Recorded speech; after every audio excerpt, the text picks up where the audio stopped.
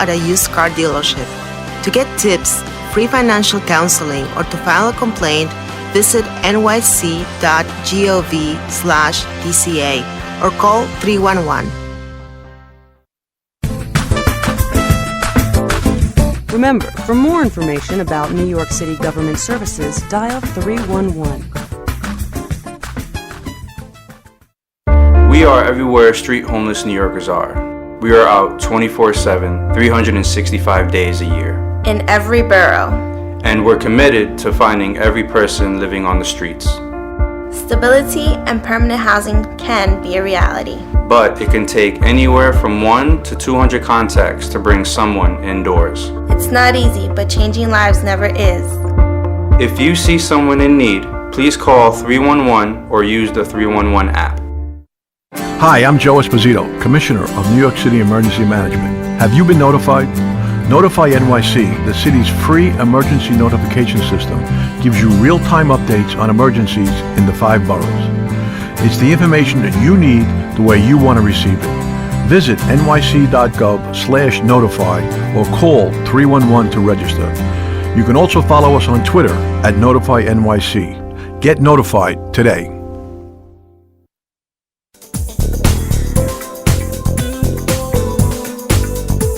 Remember, for more information about New York City government services, dial 311 or visit nyc.gov. Hello, this is New York City Public Advocate Letitia James. My office serves as a direct link between everyday New Yorkers and city government. Think of it as a watchdog that provides oversight of city agencies, investigates citizen complaints about city services, and makes policy recommendations. If you are in need of assistance, please call my office at 212-669-7250 or email us at gethelp@pubadvocate.nyc.gov or call 311. ¿Está comprando un carro usado? Recuerde, si suena demasiado bueno para ser cierto, lo es. Evite un mal acuerdo con un vendedor de carros usados. Para recibir consejos, asesoría financiera gratis o hacer un reclamo, visite nyc.gov/DCA o llame al 311.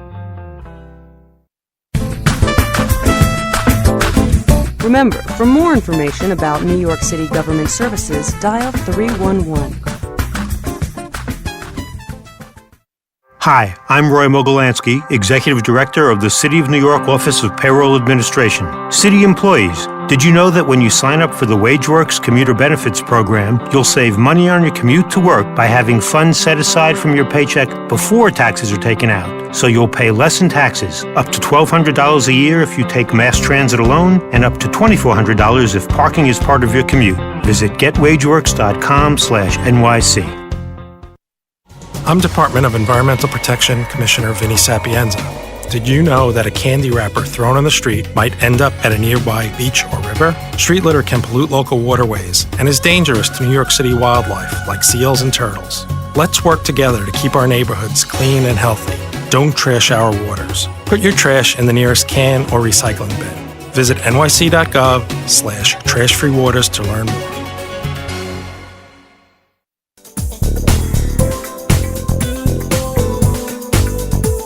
Remember, for more information about New York City government services, dial 311 or visit nyc.gov. Hi, this is Manhattan Borough President Gail Brewer. Summers in the city can get hot, but New Yorkers can cool off by launching free kayaks at 3 different Manhattan locations. Pier 26 at North Moore Street at the Hudson River, Pier 96 at 56th Street, or Pier 101 on Governor's Island, a location my office helped establish.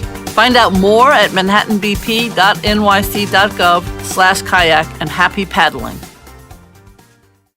This is Brooklyn Borough President Eric Adams. Did you know that overuse of emergency rooms in the United States wastes about $38 billion each year? If you have a life-threatening condition, go to the ER or call 911. However, if you have a minor issue such as a cut or a cold, visit a local urgent care facility, your primary care doctor, or a local health clinic. Leave the emergency room free to those who really need it. You'll be saving time and money in the process. Know the difference and avoid the wait. Remember, for more information about New York City government services, dial 311. This is Manhattan Borough President Gail Brewer. The Department of Sanitation can collect a valuable resource from your building. Food scraps and other organic waste can be collected if you separate that waste, just like you do now for paper and plastics. The collections are voluntary, so ask your building's management if they'll apply. The Department of Sanitation will provide the brown bins to your super. Sign up online at on.nyc.gov/request-organics and help make New York greener. Are you interested in a good-paying job with job security, career growth, and where you can make a difference in your community? New York City government is filled with diverse opportunities in nearly every occupation. I'm Lisette Camilo, Commissioner of the Department of Citywide Administrative Services. Find your interest in one of the 2,000 titles in over 80 city agencies. From engineering and IT to finance, the city has something for you. Find out more about city jobs, internships, and civil service exams at nyc.gov/DCAS.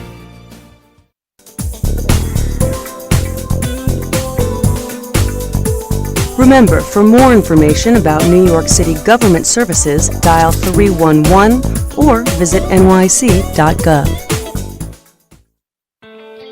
Police officers should always treat you with respect. I'm Jonathan Darsh, Executive Director of the Civilian Complaint Review Board.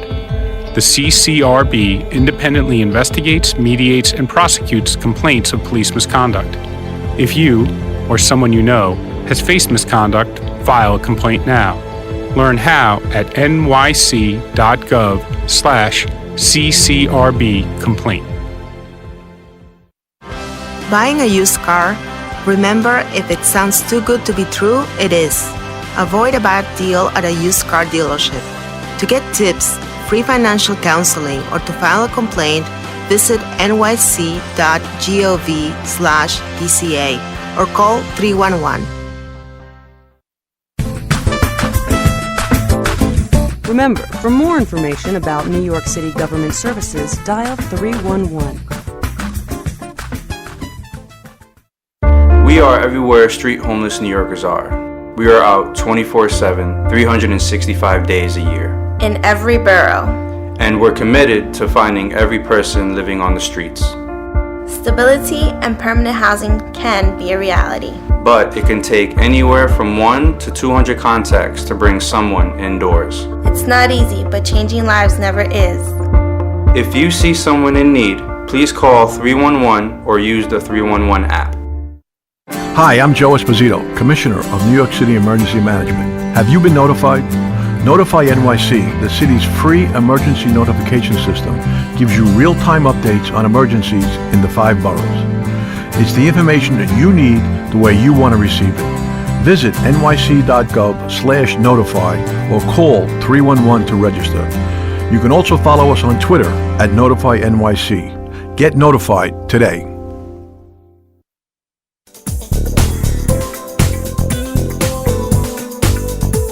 Remember, for more information about New York City government services, dial 311 or visit nyc.gov.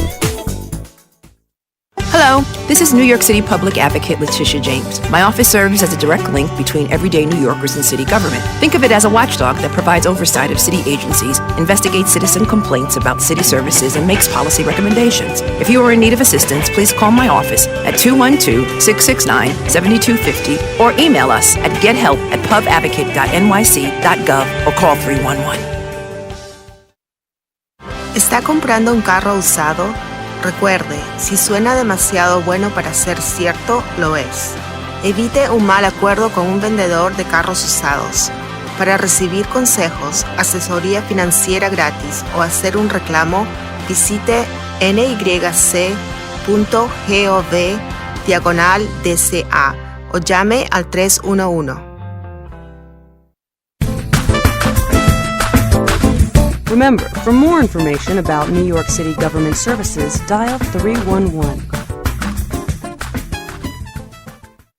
Hi, I'm Roy Mogolansky, Executive Director of the City of New York Office of Payroll Administration. City employees, did you know that when you sign up for the WageWorks Commuter Benefits Program, you'll save money on your commute to work by having funds set aside from your paycheck before taxes are taken out? So you'll pay less in taxes, up to $1,200 a year if you take mass transit alone, and up to $2,400 if parking is part of your commute. Visit getwageworks.com/NYC. I'm Department of Environmental Protection Commissioner Vinnie Sapienza. Did you know that a candy wrapper thrown on the street might end up at a nearby beach or river? Street litter can pollute local waterways and is dangerous to New York City wildlife like seals and turtles. Let's work together to keep our neighborhoods clean and healthy. Don't trash our waters. Put your trash in the nearest can or recycling bin. Visit nyc.gov/trashfreewaters to learn more.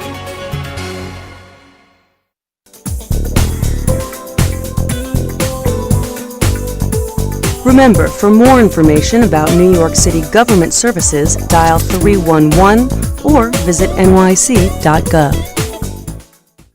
Hi, this is Manhattan Borough President Gail Brewer. Summers in the city can get hot, but New Yorkers can cool off by launching free kayaks at 3 different Manhattan locations. Pier 26 at North Moore Street at the Hudson River, Pier 96 at 56th Street, or Pier 101 on Governor's Island, a location my office helped establish. Find out more at manhattanbp.nyc.gov/kayak and happy paddling.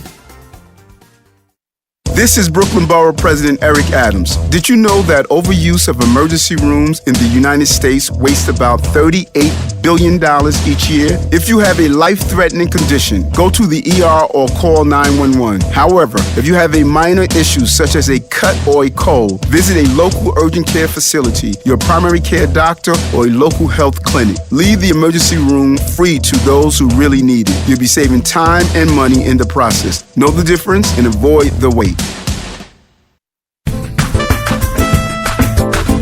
Remember, for more information about New York City government services, dial 311. This is Manhattan Borough President Gail Brewer. The Department of Sanitation can collect a valuable resource from your building. Food scraps and other organic waste can be collected if you separate that waste, just like you do now for paper and plastics. The collections are voluntary, so ask your building's management if they'll apply. The Department of Sanitation will provide the brown bins to your super.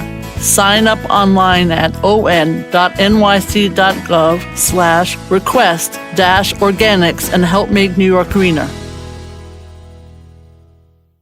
Are you interested in a good-paying job with job security, career growth, and where you can make a difference in your community? New York City government is filled with diverse opportunities in nearly every occupation. I'm Lisette Camilo, Commissioner of the Department of Citywide Administrative Services. Find your interest in one of the 2,000 titles in over 80 city agencies. From engineering and IT to finance, the city has something for you. Find out more about city jobs, internships, and civil service exams at nyc.gov/DCAS.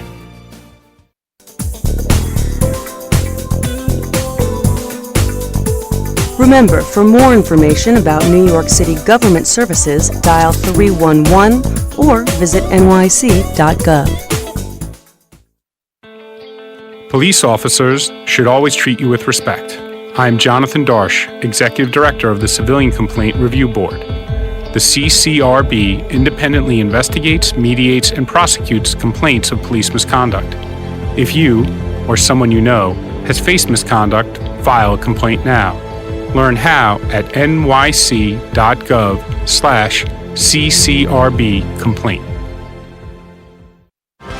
Buying a used car? Remember, if it sounds too good to be true, it is. Avoid a bad deal at a used car dealership. To get tips, free financial counseling, or to file a complaint, visit nyc.gov/DCA or call 311. Remember, for more information about New York City government services, dial 311. We are everywhere street homeless New Yorkers are. We are out 24/7, 365 days a year. In every borough. And we're committed to finding every person living on the streets. Stability and permanent housing can be a reality. But it can take anywhere from 1 to 200 contacts to bring someone indoors. It's not easy, but changing lives never is.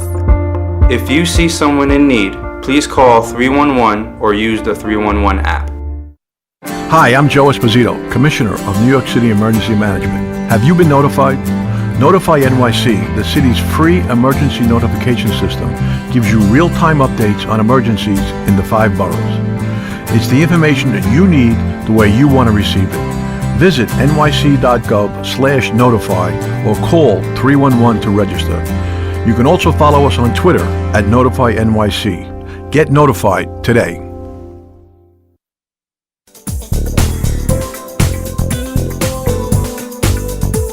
Remember, for more information about New York City government services, dial 311 or visit nyc.gov. Hello, this is New York City Public Advocate Letitia James. My office serves as a direct link between everyday New Yorkers and city government. Think of it as a watchdog that provides oversight of city agencies, investigates citizen complaints about city services, and makes policy recommendations. If you are in need of assistance, please call my office at 212-669-7250 or email us at gethelp@pubadvocate.nyc.gov or call 311. ¿Está comprando un carro usado? Recuerde, si suena demasiado bueno para ser cierto, lo es. Evite un mal acuerdo con un vendedor de carros usados. Para recibir consejos, asesoría financiera gratis o hacer un reclamo, visite nyc.gov/DCA o llame al 311. Remember, for more information about New York City government services, dial 311. Hi, I'm Roy Mogolansky, Executive Director of the City of New York Office of Payroll Administration. City employees, did you know that when you sign up for the WageWorks Commuter Benefits Program, you'll save money on your commute to work by having funds set aside from your paycheck before taxes are taken out? So you'll pay less in taxes, up to $1,200 a year if you take mass transit alone, and up to $2,400 if parking is part of your commute. Visit getwageworks.com/NYC. I'm Department of Environmental Protection Commissioner Vinnie Sapienza. Did you know that a candy wrapper thrown on the street might end up at a nearby beach or river? Street litter can pollute local waterways and is dangerous to New York City wildlife like seals and turtles. Let's work together to keep our neighborhoods clean and healthy. Don't trash our waters. Put your trash in the nearest can or recycling bin.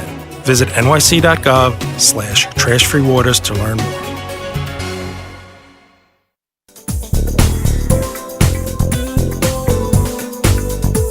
Remember, for more information about New York City government services, dial 311 or visit nyc.gov. Hi, this is Manhattan Borough President Gail Brewer. Summers in the city can get hot, but New Yorkers can cool off by launching free kayaks at 3 different Manhattan locations. Pier 26 at North Moore Street at the Hudson River, Pier 96 at 56th Street, or Pier 101 on Governor's Island, a location my office helped establish. Find out more at manhattanbp.nyc.gov/kayak and happy paddling. This is Brooklyn Borough President Eric Adams. Did you know that overuse of emergency rooms in the United States wastes about $38 billion each year? If you have a life-threatening condition, go to the ER or call 911. However, if you have a minor issue such as a cut or a cold, visit a local urgent care facility, your primary care doctor, or a local health clinic. Leave the emergency room free to those who really need it. You'll be saving time and money in the process. Know the difference and avoid the wait. Remember, for more information about New York City government services, dial 311. This is Manhattan Borough President Gail Brewer. The Department of Sanitation can collect a valuable resource from your building. Food scraps and other organic waste can be collected if you separate that waste, just like you do now for paper and plastics. The collections are voluntary, so ask your building's management if they'll apply. The Department of Sanitation will provide the brown bins to your super. Sign up online at on.nyc.gov/request-organics and help make New York greener. Are you interested in a good-paying job with job security, career growth, and where you can make a difference in your community? New York City government is filled with diverse opportunities in nearly every occupation. I'm Lisette Camilo, Commissioner of the Department of Citywide Administrative Services. Find your interest in one of the 2,000 titles in over 80 city agencies. From engineering and IT to finance, the city has something for you. Find out more about city jobs, internships, and civil service exams at nyc.gov/DCAS.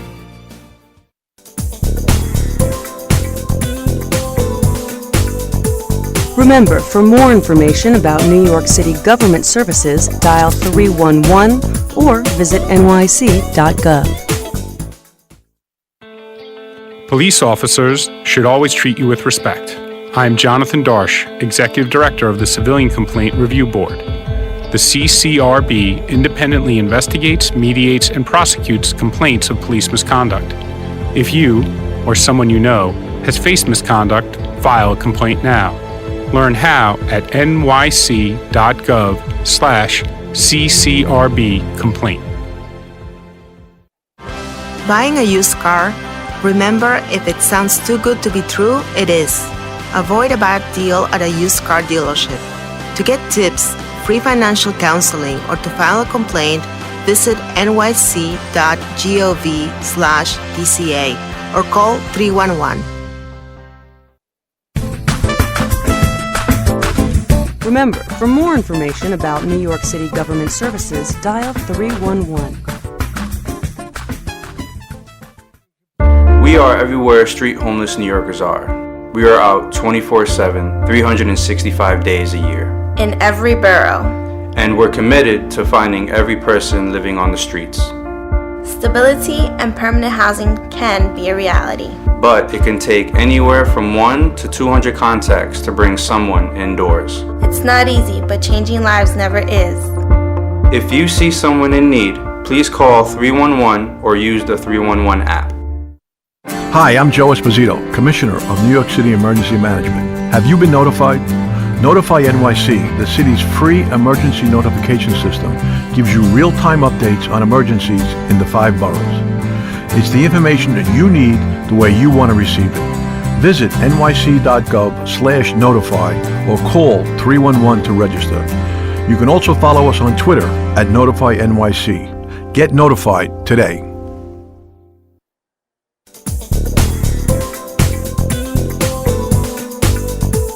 Remember, for more information about New York City government services, dial 311 or visit nyc.gov. Hello, this is New York City Public Advocate Letitia James. My office serves as a direct link between everyday New Yorkers and city government. Think of it as a watchdog that provides oversight of city agencies, investigates citizen complaints about city services, and makes policy recommendations. If you are in need of assistance, please call my office at 212-669-7250 or email us at gethelp@pubadvocate.nyc.gov or call 311. ¿Está comprando un carro usado? Recuerde, si suena demasiado bueno para ser cierto, lo es. Evite un mal acuerdo con un vendedor de carros. First, I'd like to invite out your council member and the Speaker of the City Council, Melissa Mark-Viverito.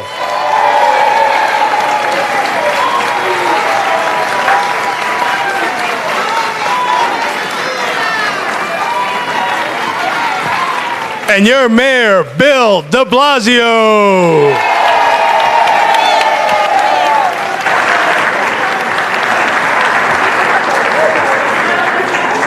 So before we start, I'd like to invite up Sydney Hutchison to lead us in the Pledge of Allegiance. It's Sydney.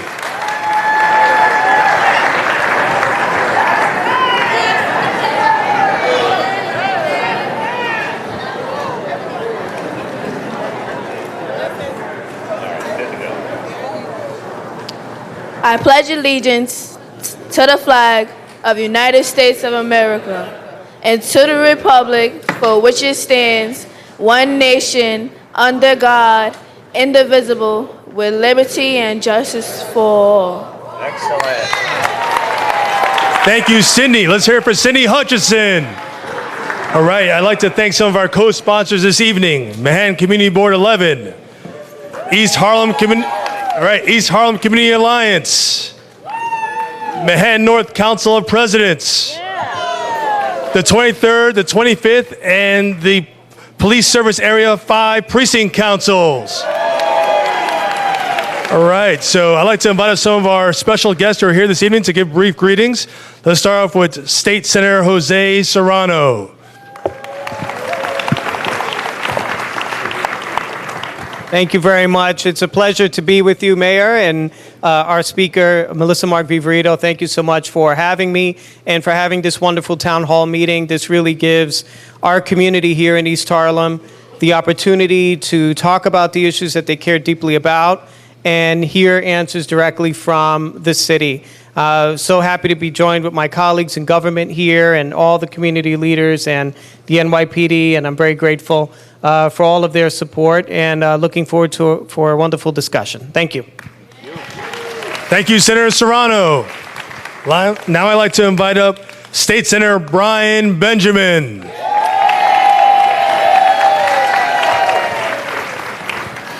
Well, I am glad to be in East Harlem tonight.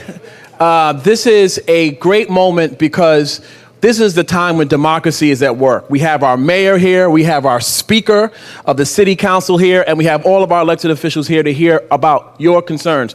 I'm the first one to say I want to applaud the mayor on reducing stop and frisk at the levels that he has done it, and what it means for our young people in our community to not be victimized. And so I want to thank you for that, for all that hard work that you've done on that. Real briefly, actually, shameless plug real quick. I'm having a town hall. I'm a new state senator. I just got elected on May 23rd, so I'm having my town hall. Thank you. I'm having my town hall on Thursday, October 12th. We've been giving out flyers. Sorry about that. I had to just shamelessly plug that. Couple quick things. Criminal justice reform is a very big issue for me. NYCHA, what we're doing in regards to protecting NYCHA, making sure that our tenants can live here and have repairs and it's affordable. It's very important to me, as well as economic development. So I'm glad to hear that you're out here tonight, and please let the mayor, let the speaker hear what you have to say. This is Harlem. Thank you, Senator Benjamin. I'd like to bring up your Assembly Member, Robert Rodriguez.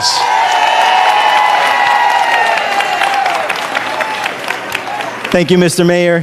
Thank you, Madam Speaker, for being here and really bringing democracy to the people where we can listen and learn, right? As elected officials, half of our job is to do, but the other half is to listen to what needs to be done. So I want to say thank you for being here and opening up the doors to the community, especially to this wonderful center. And I see many of our representatives from NYCHA here, because this is our dream and our vision of making sure we create opportunities like this and the Johnson Center and Stanley Isaacs and the after school and the different programming they provide to all the residents of the community, including those in public housing, which we have the most of than anywhere else in the 5 boroughs. So I just want to thank you for having this opportunity for our community to engage and really address the issues that are important. NYCHA, transportation, parks, and really deal with what makes this city great. The people and the sense of community that we want to continue to build upon. So thank you for being here and have a great evening. Here in El Barrio, East Harlem, right? Just so that everybody who might be confused about it.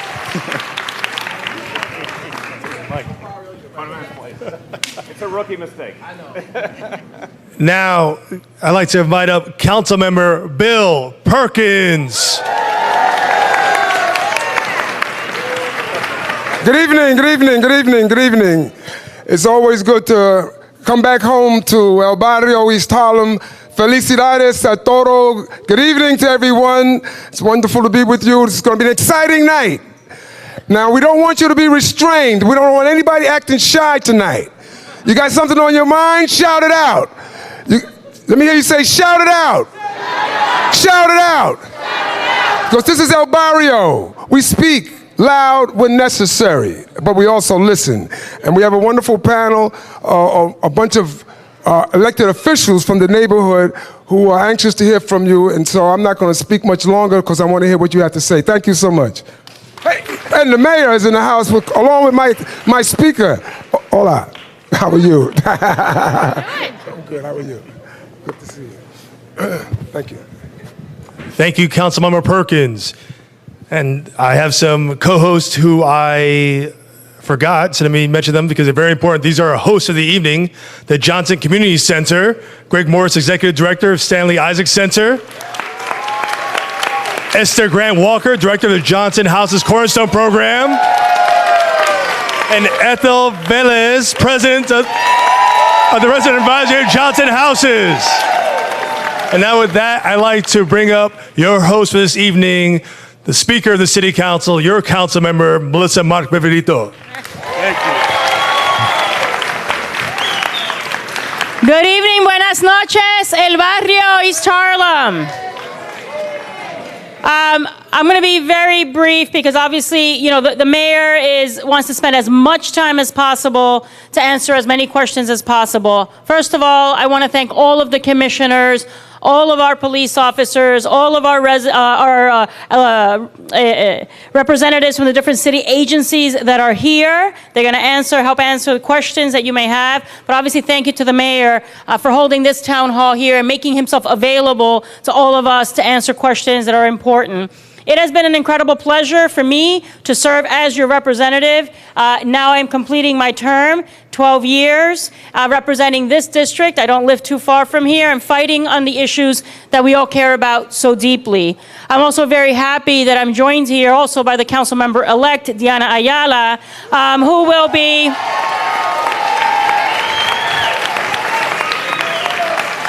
will be taking up the mantle once I leave office and continue the great work that we've been doing on your behalf, fighting for affordable housing, fighting and making a true priority our public housing in the city of New York. As we all know, we have the most public housing in the country is in this district. So it is a priority and we fight on behalf of our residents each and every day. And I know that they can testify to that, right?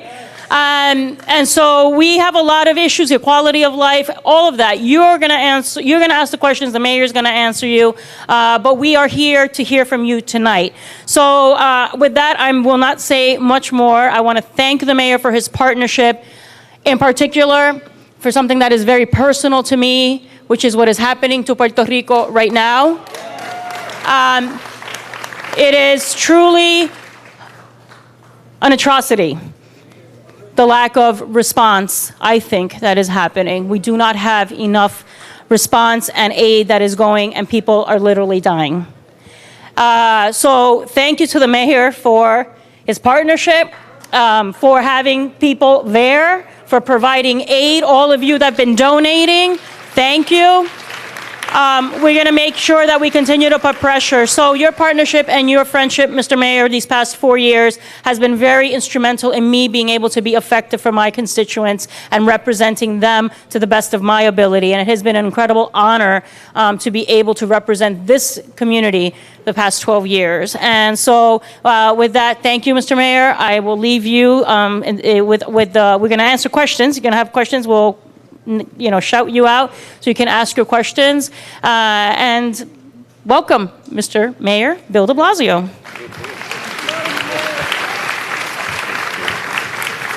Thank you. It's an honor to be here, everybody. And I want to start by thanking all of you. Because when a community is blessed by so many people who care and are involved and are active, that is the way a community gets better. It's the only way a community gets better. You hold the government accountable, you push for the solutions, and look at the numbers of people in this room as testament to the energy and commitment of this community. So give yourselves a round of applause for everything you are doing. I'm going to speak about your council member, the speaker, in just a moment.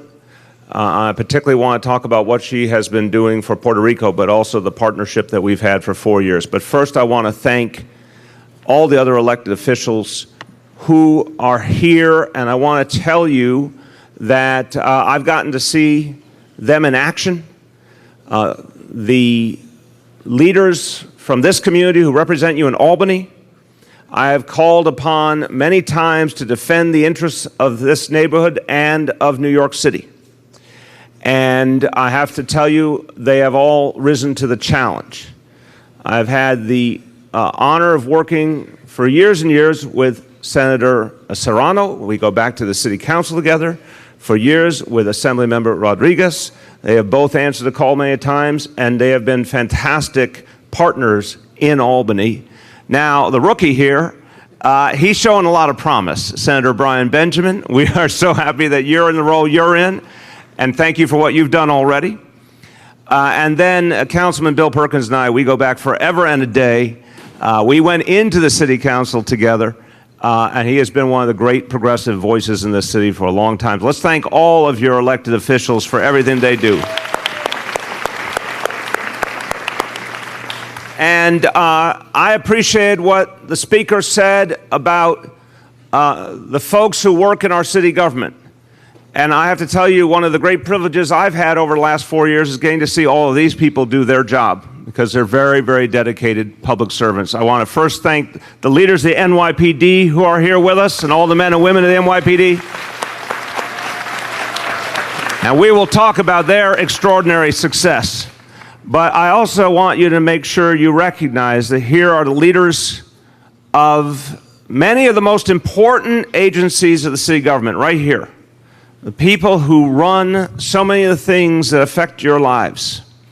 And they are dedicated and they are hardworking, and they will, as the speaker said, they'll join into the discussion this evening at the end of the evening. So we usually go to about 10 o'clock. When we get to 10 o'clock, you still have an opportunity. If your issue has not been addressed or there's something you need to follow up on, you have the opportunity to come over and see these folks directly. Now, any other day, you know, just trying to get to one of them would be a challenge because they have so much on their plate. You've got all of them in one room. So, and so whoever you need to talk to, feel free to come over. And I always say, this is the 35th town hall meeting I've done. And I've said it 35 times. I said, if anyone is worried about coming over and talking to these folks because they think it's gotten too late and they need their beauty sleep and they need to get home, don't worry about it. They will stay here all night if you want them to. They are that committed. Someone's going to test me one day. But so I'm going to say a few things up front, and then we're going to open up. I just want to remind everyone as we get underway, the speaker will moderate. We've done these, as I said, 35 times. We have a simple, easy rule. Everyone who gets called on, you get to raise one issue or one question as quickly as possible so that all of your neighbors get a chance as well, as many people as we can possibly accommodate between now and 10 o'clock. So faster you go, and I'll try my best to give a fast answer, the more people get their chance.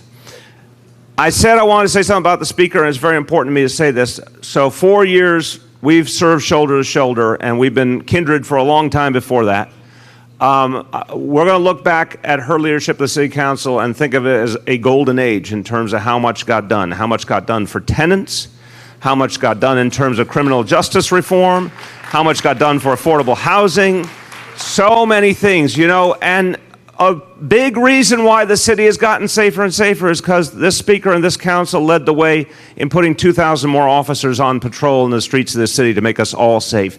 These are all the kinds of things that will be remembered when people look back. On top of all that has been what Speaker Melissa Mark-Viverito has done in the face of this tragedy in Puerto Rico. And I really want to thank her because she's been tireless. She has been a conscience. She has called for this country to do all it should do for 3.5 million New Yorkers. I want to give you a real powerful example. 3.5 million people in Puerto Rico, almost exactly the same population as the state of Connecticut. If the state of Connecticut did not have electricity and you couldn't pass on the roads and there wasn't enough food and there wasn't enough water, the entire United States military would be there right now, right? So we need to be clear. The speaker's been pushing our federal government to do more and more and more, and I think her leadership and others is having an effect because we finally see more action, but more will be needed beyond that. But we also are very proud of what the city of New York has done. We have now almost 150 New York City employees on the ground helping the people of Puerto Rico right now. And with the speaker's leadership, we've made a special effort to help our sister city, San Juan. And we've asked New Yorkers to come forward. I tell you something, anytime people tell you that New Yorkers are cold, I beg to differ. We may have rough exteriors in this city, but we have hearts of gold. So many people have been volunteering to go down to Puerto Rico and help. So many people have come forward with donations to our firehouses and our EMS stations. I want you to know the NYPD is now also opening up for donations, and we thank them. We thank the FDNY, we thank NYPD for taking in those donations. So we're going to be getting a lot of the material aid that Puerto Rico needs in. We're going to be getting more personnel down to help Puerto Rico, and particularly San Juan. And also, anyone who can donate, whatever you can donate. You can go online at the city website and donate to help Puerto Rico. I wish I could tell you all you need to think about is the next few weeks and it'll all be done. No. It will not only just be the next few months. Puerto Rico will be recovering for years. For years. We've got to be there. Puerto Rico and New York City, nowhere closer in the world. We've got to be there for the long haul. There's one other thing I want to say before I mention a few updates for you, and it's a sad thing. I know everyone's aware of it. We lost a young man and in one of our public schools in an act of violence, and it is a devastating reality when that happens. It's the first time in 25 years that has happened in one of our public school buildings. And I'm a parent myself. My kids went to public school. Everyone's feeling this. A young man, Matthew McCree, and it's one of those moments where everyone in the city is feeling something together. So before we get into this meeting, I want to ask you for a moment of silence for this young man we lost.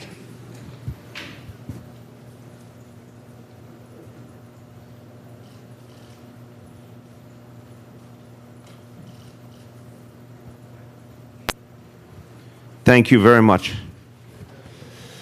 So I'm going to just tell you a few things. You know, in addition to this town hall meeting being something for this council district, it's part of a bigger thing we're doing, which is City Hall in your borough for the borough of Manhattan. And that's something we started this year. We're going to keep doing in the future if the people renew my employment contract. We've done it now in Staten Island, Queens, the Bronx, now in Manhattan, and then in Brooklyn, where we literally take everyone in City Hall and the heads of the agencies, and they don't work out of their normal office. They go out into neighborhoods and meet with elected officials and community residents and focus on the needs of the community. So that's been happening all over Manhattan, a lot of us based out of Harlem Hospital, and it's giving people perspective on the things we need to do and the things we need to keep doing better. Now, I will tell you that there have been many instances where the city's attention was focused by the speaker. And a powerful example was the problems we were having along 125th Street in the last couple of years. And the speaker marshaled all of these agencies together to improve the situation. It's not perfect, but to clean up, to provide more police coverage, to address some of the public safety issues, to address some of the drug issues, the K2 issue. Remember when that was a huge problem? Thank God that has been beat back largely. We always have more work to do, but real progress made because government, people got out of their offices, went to the community, had their attention focused, and it made a huge, huge difference. There's always more to do.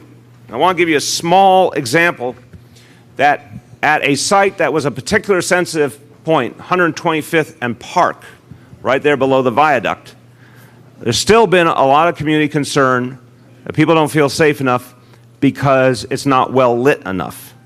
Well, this issue came up again as we were preparing for this town hall meeting.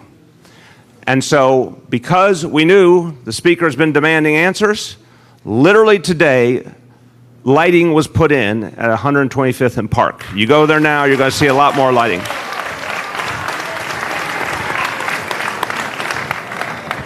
That is an example. That is an example of the improvements we've been making and we need to keep making.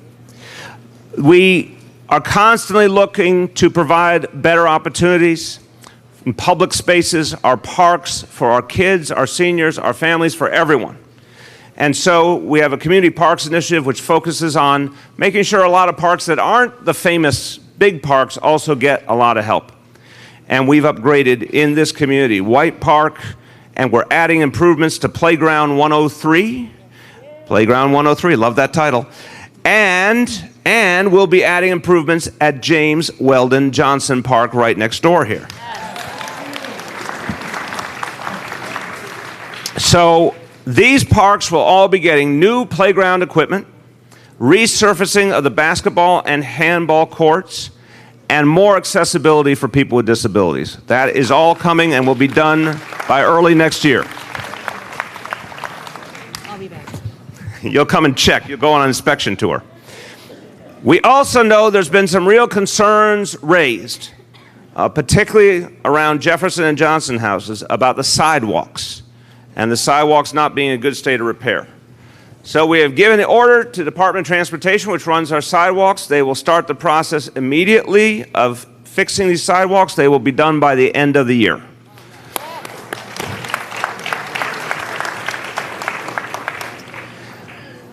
And finally, another example of the kinds of things we need to keep doing to improve the quality of life in the community. Everyone cares about clean streets, and we know how much that matters. So we're announcing that for some key commercial streets in this area, and I'm going to tell you which ones they are. 125th Street, from 5th Avenue to East River, Lexington from 96 to the water going north, 116th, from 5th Avenue to East River, 3rd Avenue from 96 going north to the water. They will all be getting increased basket collection for the litter baskets. They're once a day now. They will go to either 2 times a day or 3 times a day starting Monday, October 2nd, this coming Monday.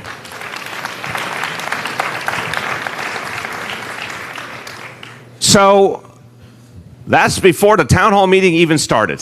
So we're going to hear some more concerns tonight. And what happens in these meetings, since this is my 35th, I'm an expert. What happens is we often get issues raised that we can do something about right away, or we often get proposals from people that help us do something quickly. But every single town hall meeting has resulted in real changes and improvements to the community, either right away or in the days and weeks after. So again, thank you everyone for caring enough about the community to be here. And I look forward to hearing your concerns this evening. Thank you so much.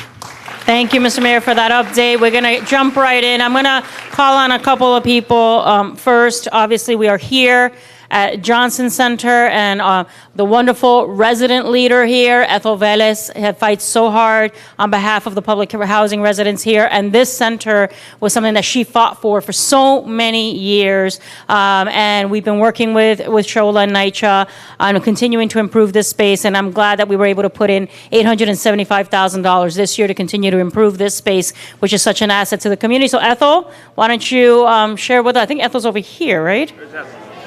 Oh, over here. Ethel's going to ask the first question.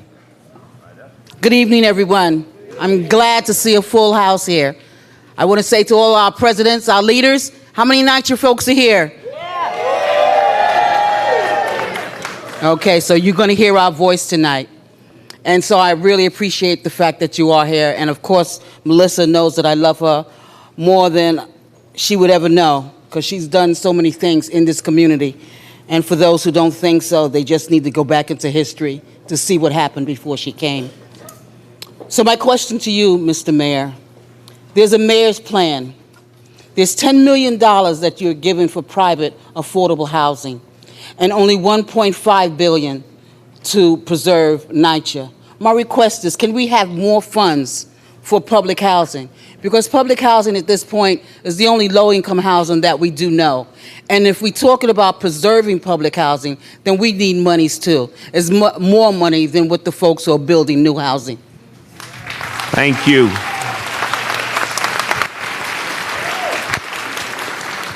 So let me tell you what we're doing first, and then I want to put it in the context of the other affordable housing effort. So we put in the last budget, and I want to thank the Speaker for her support. We put $1.3 billion for physical repairs to NYCHA, particularly for the roofs and to address the scaffolding issue and real, tangible, physical things. $1.3 billion. I've asked people to check. I don't think we've had a single example ever of a city budget in a single year adding $1.3 billion. Now, we on top of that had already, as I know you know, we got rid of The charge that was being put on NYCHA every year for police, which makes no sense that ever happened, but it went on for decades. NYCHA used to have to pay the NYPD to patrol NYCHA. Now that money is being given back to NYCHA for repairs in the buildings. NYCHA used to pay taxes to the city of New York. This one blew me away. Since 1947 until a couple of years ago, NYCHA paid taxes to the city of New York. We canceled that, gave the money back to NYCHA. We will keep giving money to NYCHA to make sure, one, it is solvent, which a few years ago it looked like it might go bankrupt. We stopped that. It's now solvent. We will keep investing every single year to fix the physical reality of NYCHA. Do we have enough money to fix everything in NYCHA? No. We need a federal partner, and I'd like a state partner, too, to do that. But we will keep taking more and more responsibility with every passing year. But I want to also remind you, the 400,000 folks who live in NYCHA are a major, major priority for this administration, and we have owned it. We've said we believe NYCHA is a mayoral responsibility, and preserving the homes of 400,000 people is absolutely crucial. And it will never be privatized. I want to be 100% clear. Never be privatized. And I'm happy to have this conversation because we're going to retain control over every inch of land and all the decisions on it. But the affordable housing plan is for another 500,000 New Yorkers, another 500,000 people who need affordable housing. And this has become a huge crisis in this city. A city that a lot of us used to know as an affordable place. It is less and less affordable all the time, and we have to respond to that energetically. That's why so much money is going into the affordable housing plan. NYCHA will be there, and NYCHA will be continually invested in. But if we don't build more affordable housing, we're going to have a huge number of people who cannot live in this city anymore. So that's how I'm trying to strike the balance. Thank you. It's no coincidence that we're just going to, a couple of questions from our public housing resident leaders. Ms. Katie Harris, who's the resident leader at Wagner Houses. She has a question. Right here. Good evening, everyone. Good evening. Yes. All right. Good evening, everyone. Good evening. I sat here and I wrote mine out. My concern is the seniors. At Wagner Houses, we have 22 buildings. Honorable Mayor and our chair is there.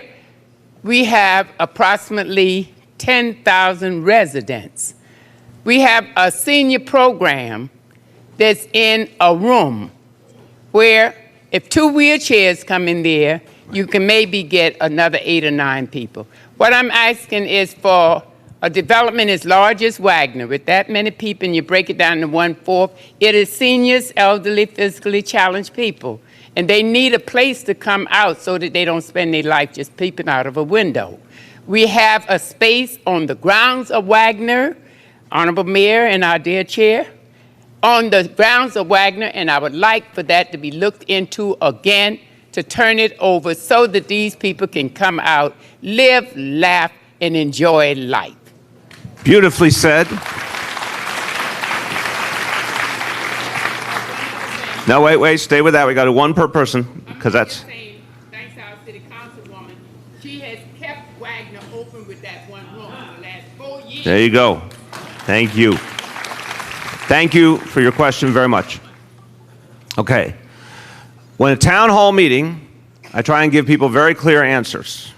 If I can do something, if I can't do something, or if I can do something different than the thing that they're asking for. This is going to be the third category. I can do something different than the thing you're asking for, okay? You are right. I talked to the speaker. I talked to Chair Olatoye earlier. We all agree to the broad idea, and I want you to stay with me on this, the broad idea that for a development this big, there should be a senior center that's the right size, that's bigger than what you have now, obviously. That particular location that you indicate, we have reason to tell you we don't think that's the right location for it, but we are committed to finding a location. So we have an agreement in principle. We don't have a physical location yet. We're going to work together to find an appropriate location. But on what you're trying to achieve, I agree with you. There should be a larger senior center for this development. And we'll work on that with you. Thank you. All right. I have Axel, a young student that wants to ask a question. I think he's around here. Where are you, Axel? Axel? Axel? He's over here. There. Go ahead, Axel. As you know, Many schools in our community have been recently closed. At my school, Dream Charter School, I'm getting a great education. I take really challenging classes and get to participate in extracurriculars such as musical theater, chorus, student government, and debate. I want other kids to have access to an excellent education, especially the 3,568 kids on my school's waiting list. So now I ask you, where do you stand on the charter school cap? Thank you.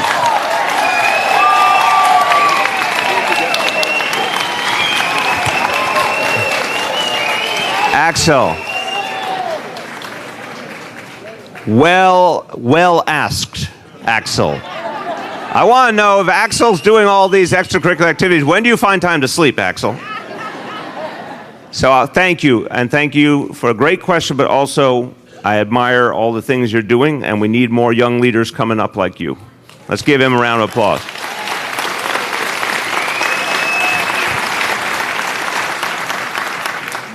Now, even though your question led in a certain direction, my job when I'm out in a town hall meeting is not just to tell everyone what they want to hear, but to tell them what I believe. So I believe in this city that we can all work together, traditional public schools, charter schools, religious schools, for the good of all our kids. We've done that with our pre-K initiative, which is something this administration started. I'm very proud of it. Traditional public schools, charter schools, Catholic schools, Jewish schools, Muslim schools, community-based organizations, everyone was a part of that together. We're going to do the same thing with 3K, because it's time for 3-year-olds to get a free early child education. Who agrees with me? Okay. We are doing the same thing with our after-school programs. Every middle school child in New York City gets after school for free. I want you to be honest with me. If you knew this fact already, raise your hand. Who knew that every middle school kid, every 6th, 7th, 8th grader in New York City gets after school for free? Who knew that? Some people knew it and others don't. We keep talking about it. I wish our friends in the media would talk about it a little more. We keep talking about it. If you know a 6th, 7th, or 8th grader who needs after school, we have a seat for them for free. And we're doing that with charter schools and with traditional schools and community-based organizations. But that being said, I believe the central mission is to continue to improve. The number one thing we have to do is to continue to improve our traditional public schools, which are still more than 90%. More than 90% of our students go to traditional public schools, and that's where we're putting our focus.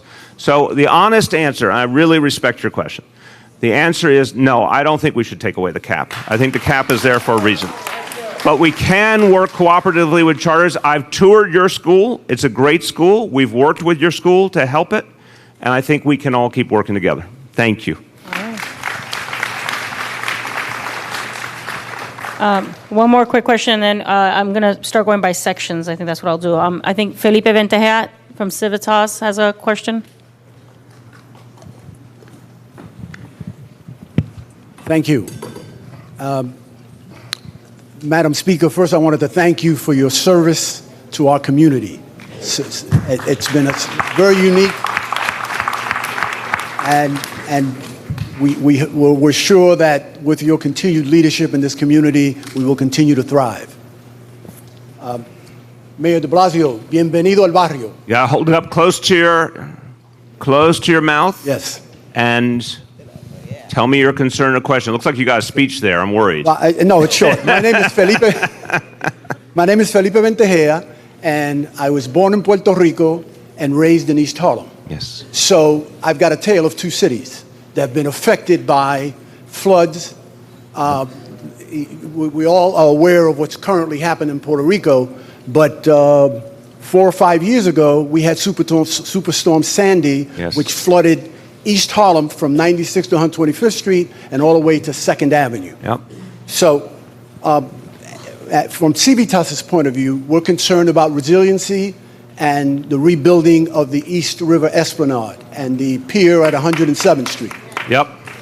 So my question is, what is your capital budget commitment to rebuild and provide resiliency for the East River Esplanade going forward? Thank you. Excellent question. Thank you. So, and I like that you used Tale of Two Cities in that. That was very clever. So, you stole my line. But we're working on a vision for the entire island of Manhattan. But we know there's a particular need in East Harlem in terms of the Esplanade. And this is something that we need to make some very important decisions about in terms of a lot of money, honestly. Because to do something, have you noticed nothing is cheap anymore in the world? So fixing an Esplanade or adding to an Esplanade is a very, very expensive endeavor.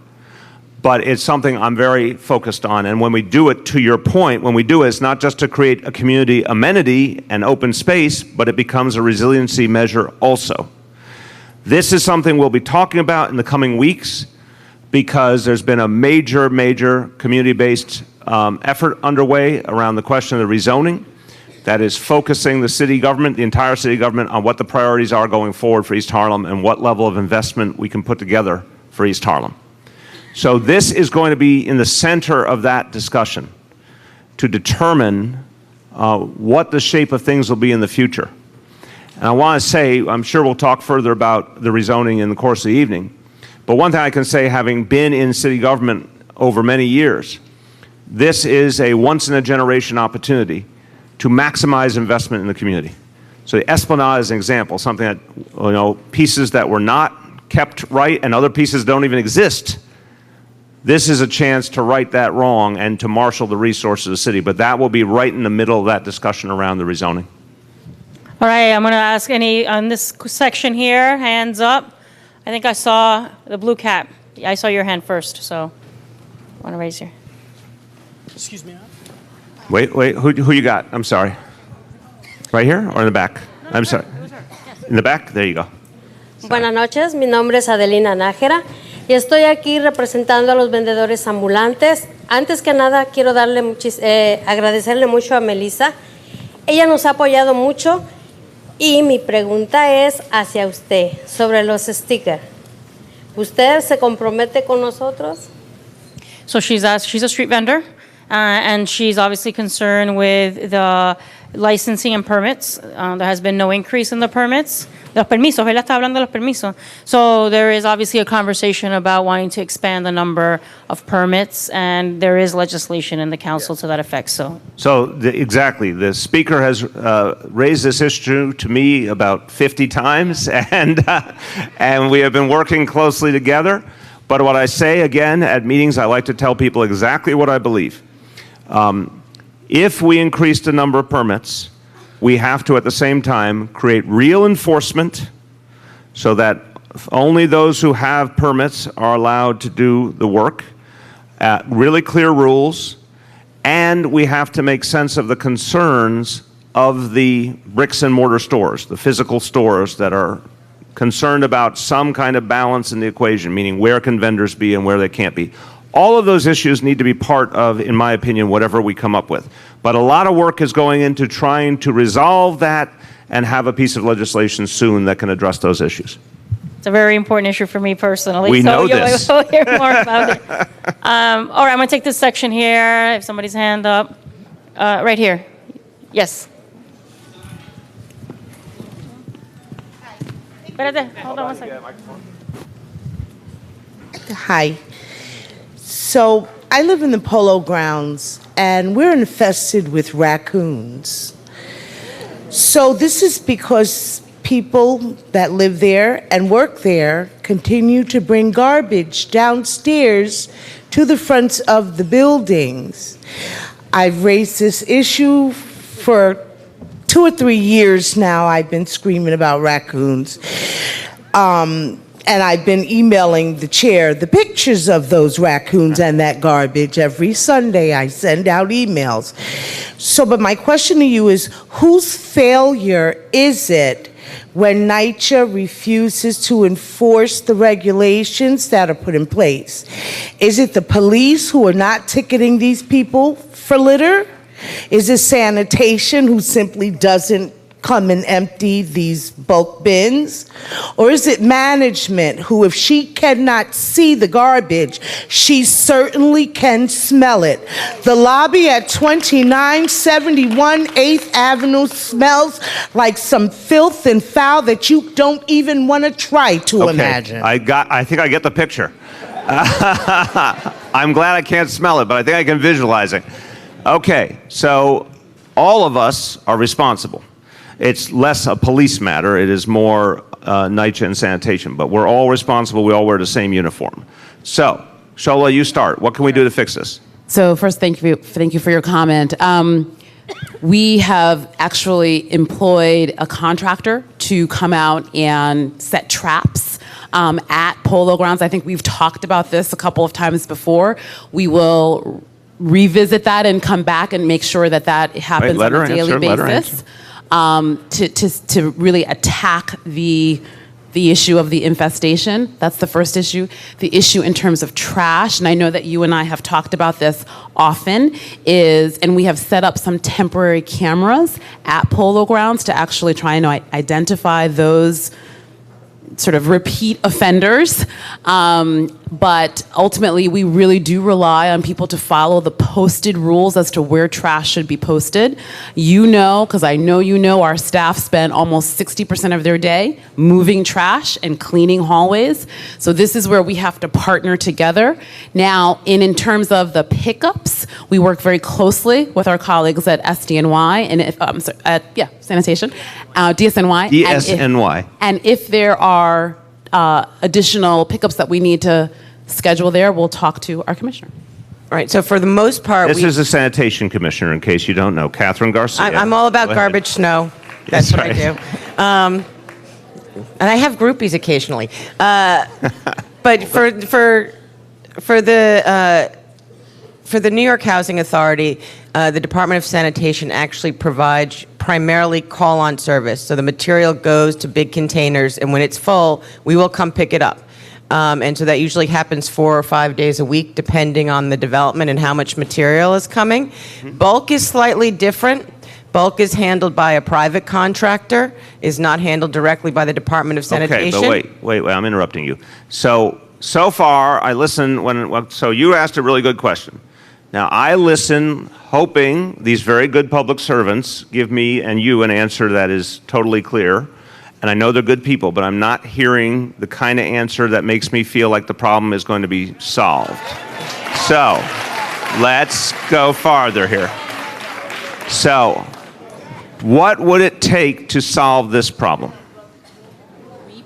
Here, you get a microphone. Thank you. There you go. Repeat of our contractor that actually helps us set traps to get those raccoons off the property. So we need the contractor to come back and do more. Come back, and so we will schedule that immediately to come in and set those traps, particularly where there are large amounts of trash collection. No, it's not a back and forth. You've asked your question. Wait, now I'm supporting you, but you have to understand how this works. I want everyone to know, we don't do a dialogue after that. You put your question out, now my job is to get you an answer that makes sense. So, how immediately is immediately? Well, actually, my staff just told me we caught 2 raccoons this week, so the contractor's already on site. And we will make sure that it already is. We'll make sure it is a regular appearance to set and clean those traps. That's the traps, but now what about the question of the garbage not being picked up and overflowing and being visible? So I actually would say it's not that the garbage is not being picked up by DSNY or by NYCHA. It is the fact that the residents bring the garbage down and put it in appropriate places. This is a difficult enforcement issue. We have done some targeted enforcement in other developments. We can do more targeted enforcement, but that means I'm writing people tickets. Okay. So let's. And let's make sure you all are okay with that. I'm going to read the whole room your Miranda rights. So everyone agrees, if that's what's going to start, if that's what will stop the smell and the garbage, and all, write people tickets. We all agree? Okay. Okay. When you see the numbers, don't get mad. Go for it. All right. That's not them. That's her. Next question, Mr. Mayor.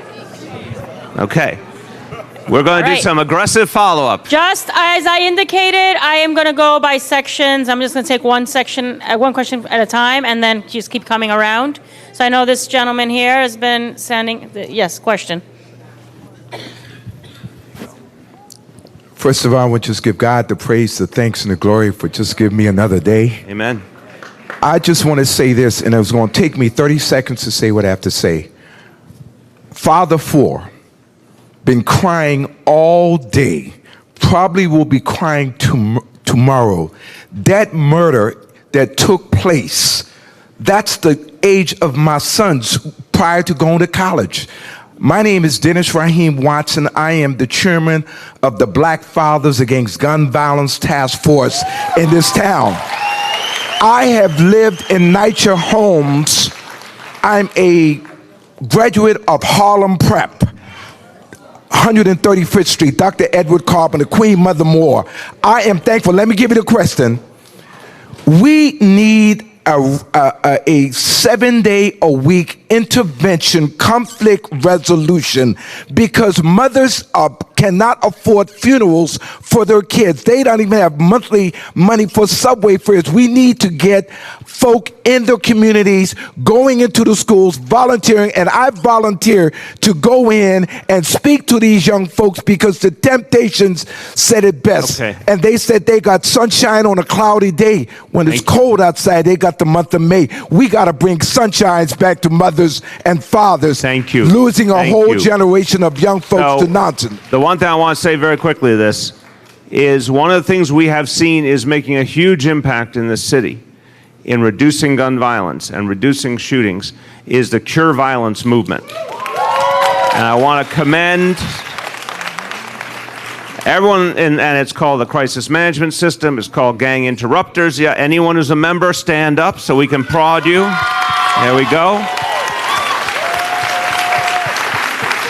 Well done.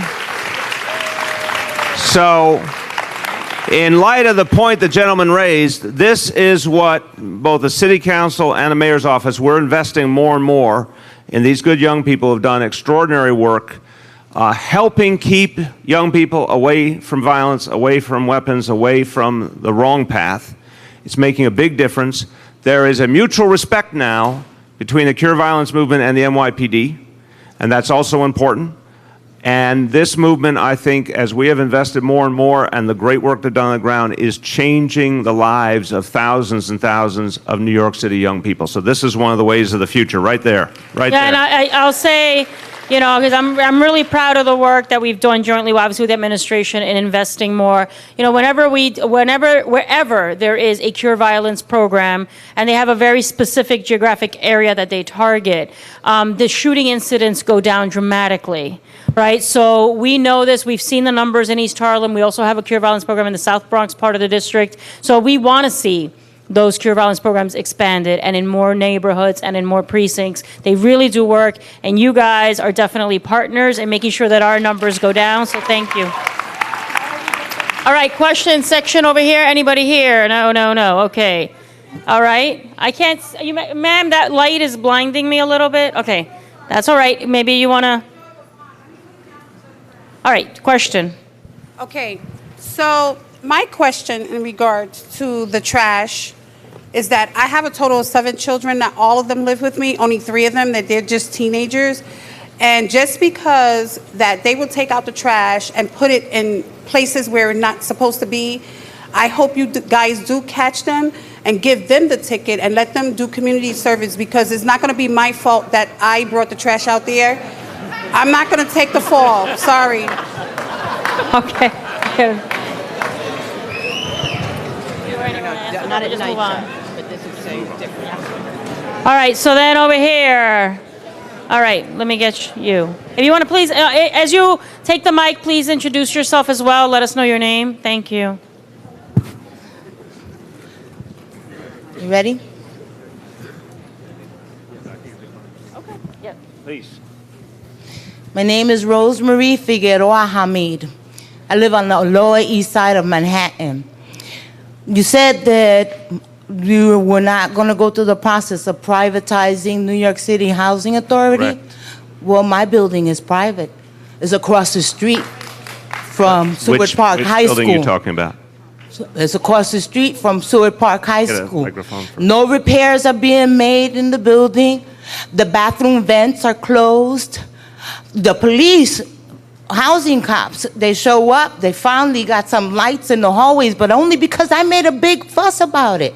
Okay, can we just clarify which building are we talking Can you about? tell me the address, ma'am? 64-66 Essex Street. Okay, And you're managed by which development? I'm sorry. Do you know? Where's your management office? It's Gompers. Gompers. Okay. Okay. Okay, so it's part of Gompers. It is, yes. Okay, and that is public.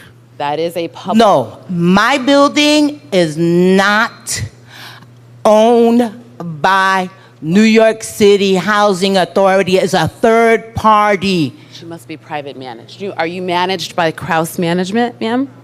I don't know. Okay, I know we're that gonna when I have to went follow up online to because 60, we're when I not went online sure. to the buildings department, they came out and Okay. said Bank of Americorp is the Okay, one that I'm just going to actually make it owns simple. I'm going to make it simple. I appreciate the concern. Public housing buildings. What I said earlier is the buildings that are public housing will remain public housing. The concern people had all over the city is if you're in a public housing development right now, could it be privatized? My message is we're not privatizing any public housing. I don't know what your building is. We will follow up with you to try and make sure we can address your issue. But the point is any existing public housing, like the development around us, will remain public. That's the bottom line point.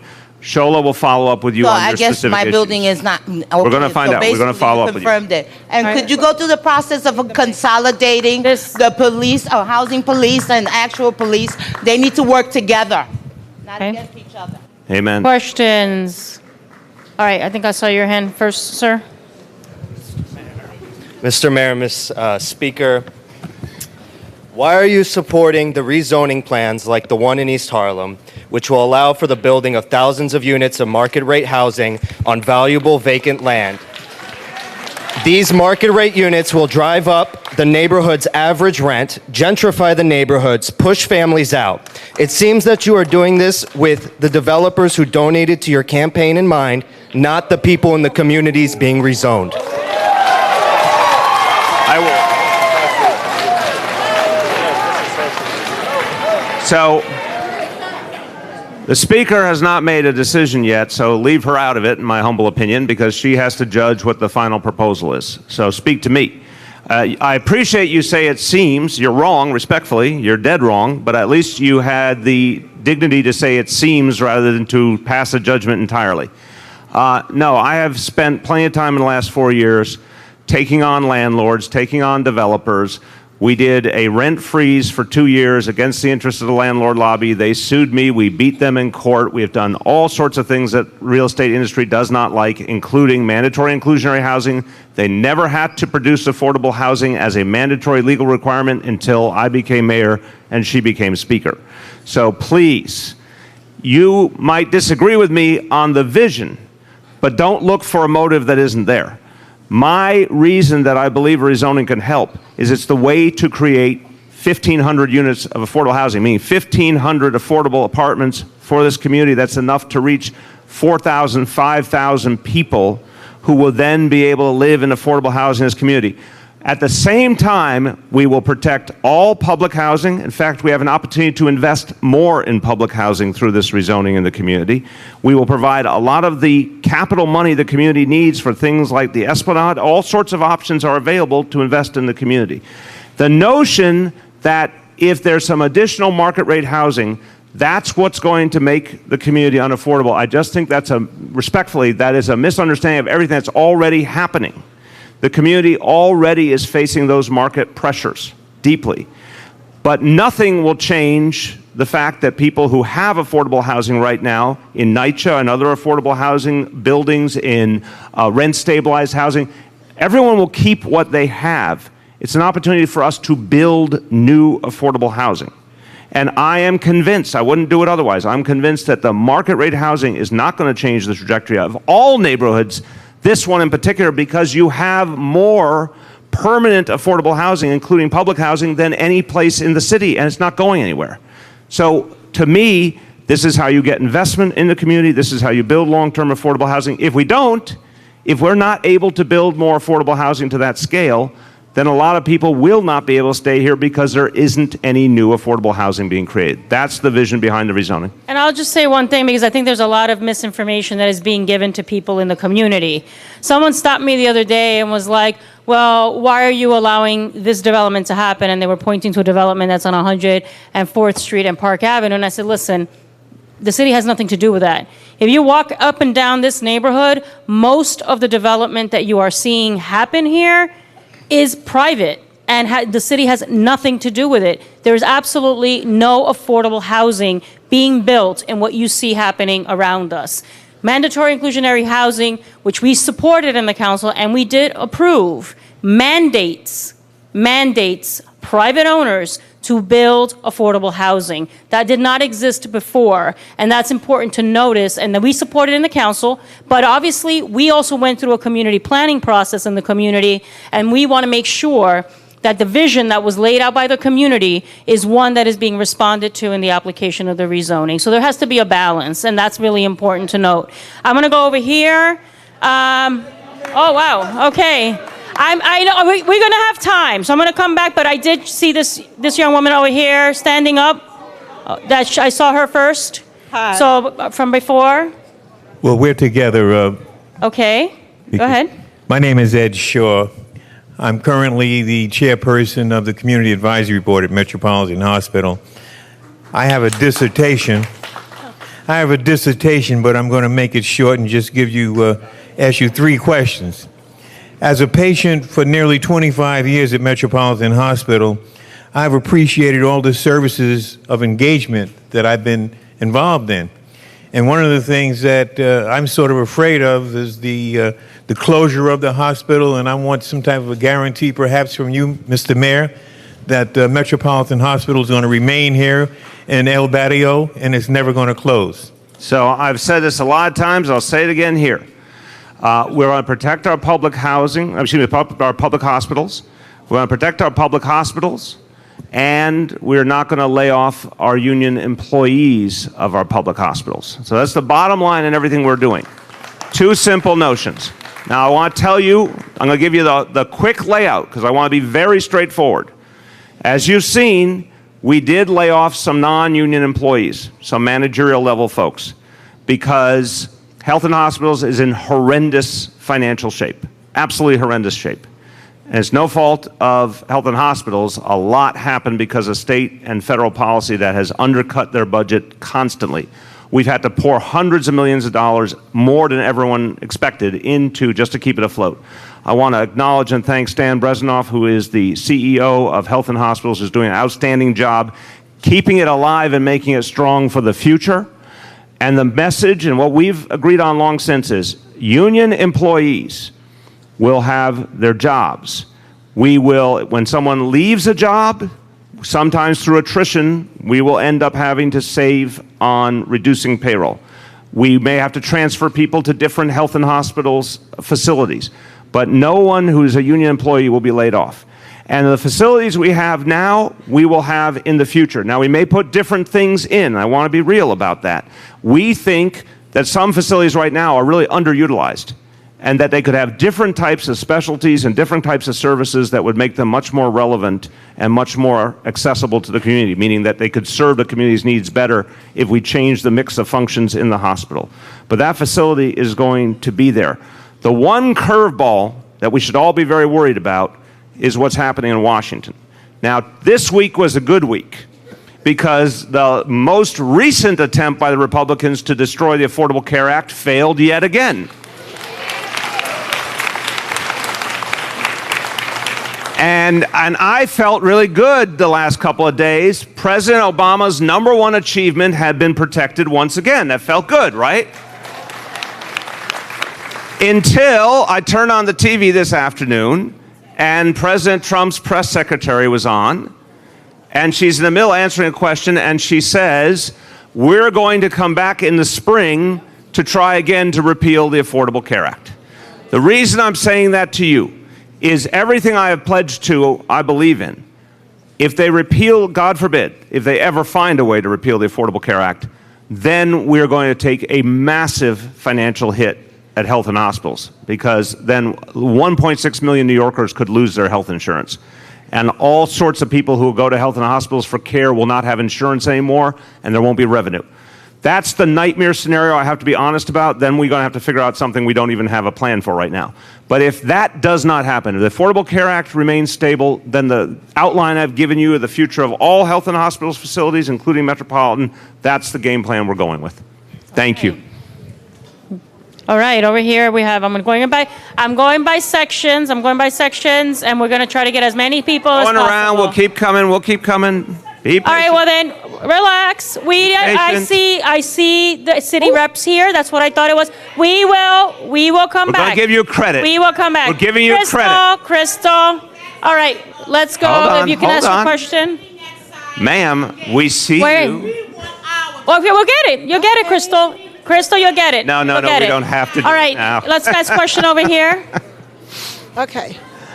Hi. We're all here. Let me be clear. Okay. Nobody here has any intentions of not allowing you to speak.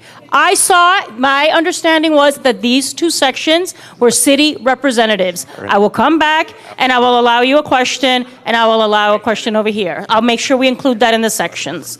Go ahead. My name is Rhonda Bennett. I'm the TA president, again, from Polo Ground. My concern is you spoke about monies going into, like, the capital monies for scaffolding and for roofs. Correct. A lot of problems that a lot of NYCHA developments are having are really bad leaks. Yes. And that's what really is really messing up a lot of apartments, and their housing is coming back to fix the same issue over and over. So what I'm asking you is, can you find monies to put into that capital to fix our leaks in the grounds? Because we have a lot of seniors that use walkers, use wheelchairs, and it's like their walkers are getting broken up or they're tripping fall, and their wheelchairs are getting messed up because of the potholes that we have in the grounds. So I'm asking, can you find extra monies to fix the leaks as well as the potholes that's on the grounds in Okay, the development? let me put the answer in two parts, and I don't know about the situation at Polo Grounds in terms of the potholes and the sidewalks, but let me do on the leaks first. So generally, the folks who are experiencing mold and all of the things that have to be repaired over and over, like you said, and then the leaks keep coming back, oftentimes that's because of the roof. Not always, but oftentimes that's come of the roof. So the $1 billion will allow us to do roofs on how many buildings? 900 buildings. 900 buildings. 900 buildings. And I don't know if you know or if you have to check whether Polo Grounds is one. Wait, finish this other part. You can come back on that. Hold on. Come on back. So we'll check about your roof of your building. But the point is, we want to go to the root cause of the leaking and the mold, and that is the roof. When you fix the roof, then when they clean up all that after, it doesn't keep coming back and back and back. That's point one. And the $1 billion will reach a lot of buildings. On the question of the potholes, you mean like on sidewalks, potholes? Inside a lot of the development. But where? Internal. Interior. Inside, like the common areas? We can fix that. The public spaces. Okay, so. Interior sidewalks, we can fix that. We'll come to Polo Grounds tomorrow and take a look at it. Okay, so does that mean who's going to go? Gerard Milliton. Where's Gerard? Gerard is right there. Wave your hand, Gerard. It's my acting. Where are you? Gerard right there with the book? There you go. Is that Gerard? Yes. Wave. Okay. He's waving. Gerard's coming to see you tomorrow. You're going to go see her, okay? Okay. And see how we can work on those potholes and sidewalks. You're welcome. All right, we have a question. All right, over here And we Gail, have. I want to mention Gail Brewer, Borough President Oh, Gail yes. Brewer has joined us. Yes. Thank you.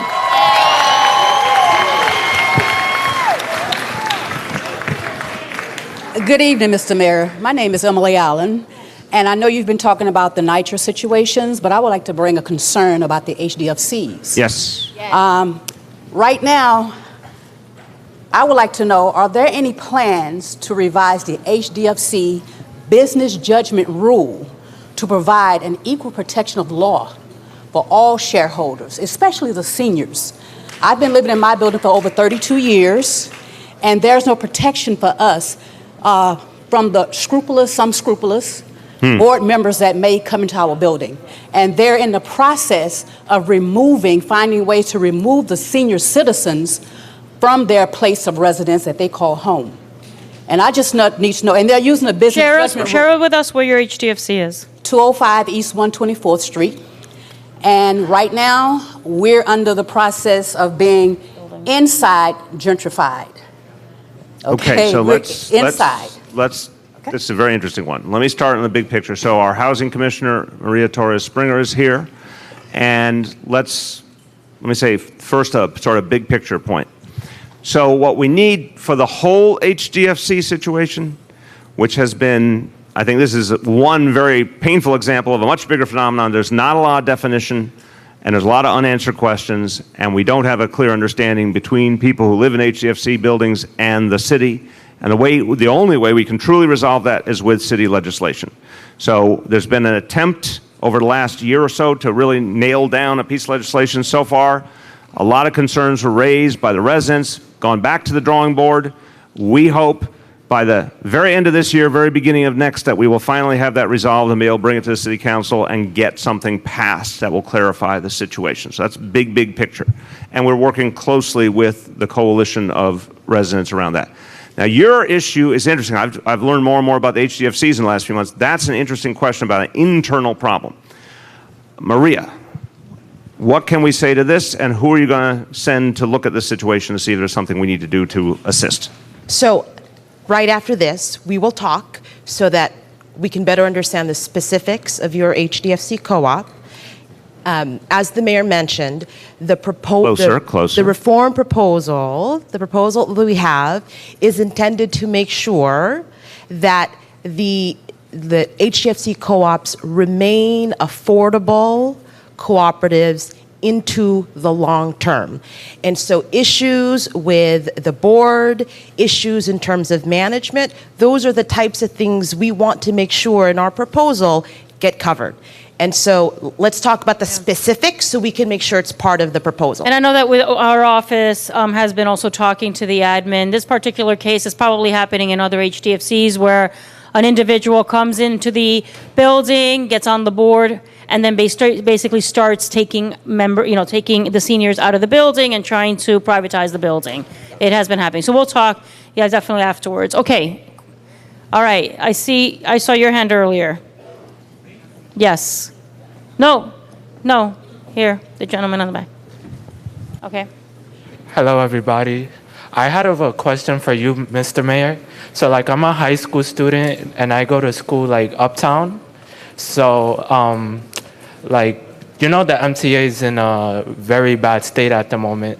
And I would like to know, what are you doing to get the funding you need to fix the subways and stuff? Thank you. Very important question. Thank you very much. Okay. First of all, I got to test. Well, first of all, let me thank you because of the work you do. I can tell by the uniform. So thank you for the good work you do for the community. We appreciate it. Let me test this entire room. I'm going to take a poll. You have two choices. One choice is the state of New York. The other choice is the city of New York. Who controls the MTA? Raise your hand if you think it's the state of New York. Okay, who thinks it's the city of New York? Raise your hand if you think it's the city of New York. The majority has it. It is the state of New York. That is accurate. So the first thing to know when you ask that question is what we are trying to do is to create real accountability for the MTA because it has not existed for a long, long time. I think we all know the MTA has not been run that well for a long time, and we all know that it's been hard to understand who actually is responsible for it. In the last year or so, I think something good has happened. There's been a clarification publicly of the responsibility held by the state of New York and particularly the governor. And that's good because once there's accountability, everything else can happen. So now we know a plan has been put forward by the chair of the MTA which can address some of the immediate concerns, and that's a good thing. But we need a long-term plan to fund the MTA in the way that really will allow for the fundamental investments it needs. What I have proposed is a millionaire's tax, a tax on wealthy New York City residents to do two things. Who believes in a millionaire's tax? Let me try the room on that. Who thinks that would be a good idea? Okay. A tax on millionaires so the rest of us can get around. And here's a simple concept. The money would go to all those physical repairs needed. It would also go to what is called the fair fare. That is half-price Metro cards for lower-income New Yorkers. Okay? If you like this idea, tell Brian Benjamin and tell Jose Serrano and tell Robert Rodriguez that you'd like them to go to Albany and fight for this good idea. And they're good people. They will hear you. But this to me is, there's a couple other proposals out there you've heard. There's a congestion pricing proposal. There's also been discussion of going back to the commuter tax, which made a lot of sense also. Whatever it is, something like that has to be achieved. It can only be achieved by a vote of the legislature. We, in the meantime, in the city, will keep supporting the MTA in every way. We provide police services and fire services and all sorts of other things. But the real answer to your question is we need a long-term funding stream. And I think the millionaire's tax is the right way to go. Okay, going over here to this young man over here. Nope, at the end, yes, you. Okay. Hi, my name is Felix Santos, and member of the teen program at the Children's Aid Society East Harlem Center, 101st Street, Lexington Avenue. First, I want to say good evening to everyone for coming out. This really shows how strong the Spanish Harlem community is. And I want to thank you, Mayor, for everything you have done for the Head Start elementary and middle school kids. I personally have benefited from many of the great programs you have done, especially my siblings also. And my question is, are there any plans to increase funding for teen programs in East Harlem and also in New York City? And thank you. So I want to give some credit where credit is due. The Speaker and the City Council have been really tremendous partners in this. So the first thing that we did, which I'm very proud of, was part of the original vision I put forward along with pre-K. You know, I said we needed pre-K for all the kids in the city, but we also needed after school for every middle school kid. And with the help of the council and also with our colleagues from Albany who did great work, we have those two things as building blocks. So, as I mentioned earlier, but I want to say it again, 6th, 7th, 8th graders, guaranteed an after-school seat for free. It may not be in their exact school building. It may be somewhere else in the neighborhood, but they are guaranteed an after-school seat for free, and that means like 3 hours of tutoring and educational enrichment and recreation and cultural programs for free. And we have about doubled the number of kids in after-school as a result of that. We're looking for every opportunity to keep adding after-school options, particularly through our community school programs and other things that we're putting into play. But then the other thing the council really deserves particular credit for was in the last 4 years, we've now more than doubled summer youth employment. So young people getting summer jobs to help them on their way. And I think we were around 70,000 this last summer. So those are examples of two things that have been continually growing to expand opportunity. The last thing I want to say is that we also have job training opportunities that are available for young people as they're emerging out of school and going into the workforce. The city provides a lot of job training, including in areas where a lot more of the jobs are, like the technology sector. So that's another thing we're trying to make sure is available, that young people know, even after they have finished their public school education, they have an opportunity to get job training that can help them into the workforce. All right. I love seeing all these young people here. This young woman right here in the back. Just chill, we'll get you. Keep going. Hello, my name is Natasha Rodriguez. My family were members of Pleasant Village Community Garden, and we recently are losing a very precious piece of land we've been using for many years due to Hpd. And I was wondering if there was any way you could help so many of the gardens in this community losing their land, their Hpd land.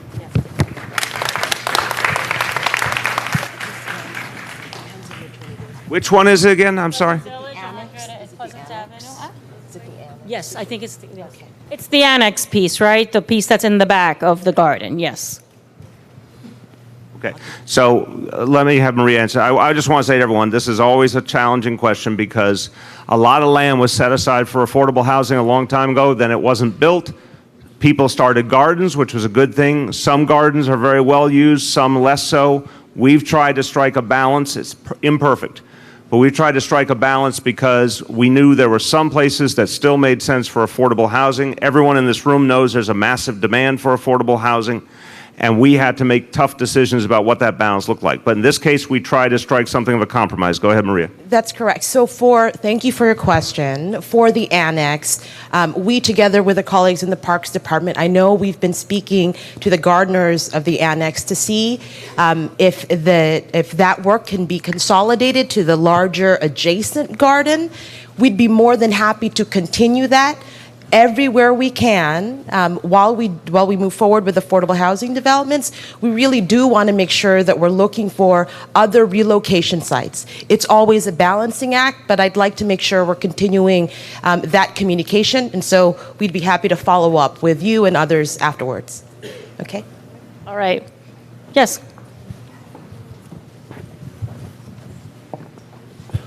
My concern is about no cameras. Cameras are decoration. They're not being used. I'm sorry, where are you talking about? Jefferson and Johnson. You have Okay. a woman falling off the building, and it's his word against hers, and she's not here anymore. You have vandalism going on in the buildings, crimes. You have people being murdered that's unsolved, but everybody knows who did it.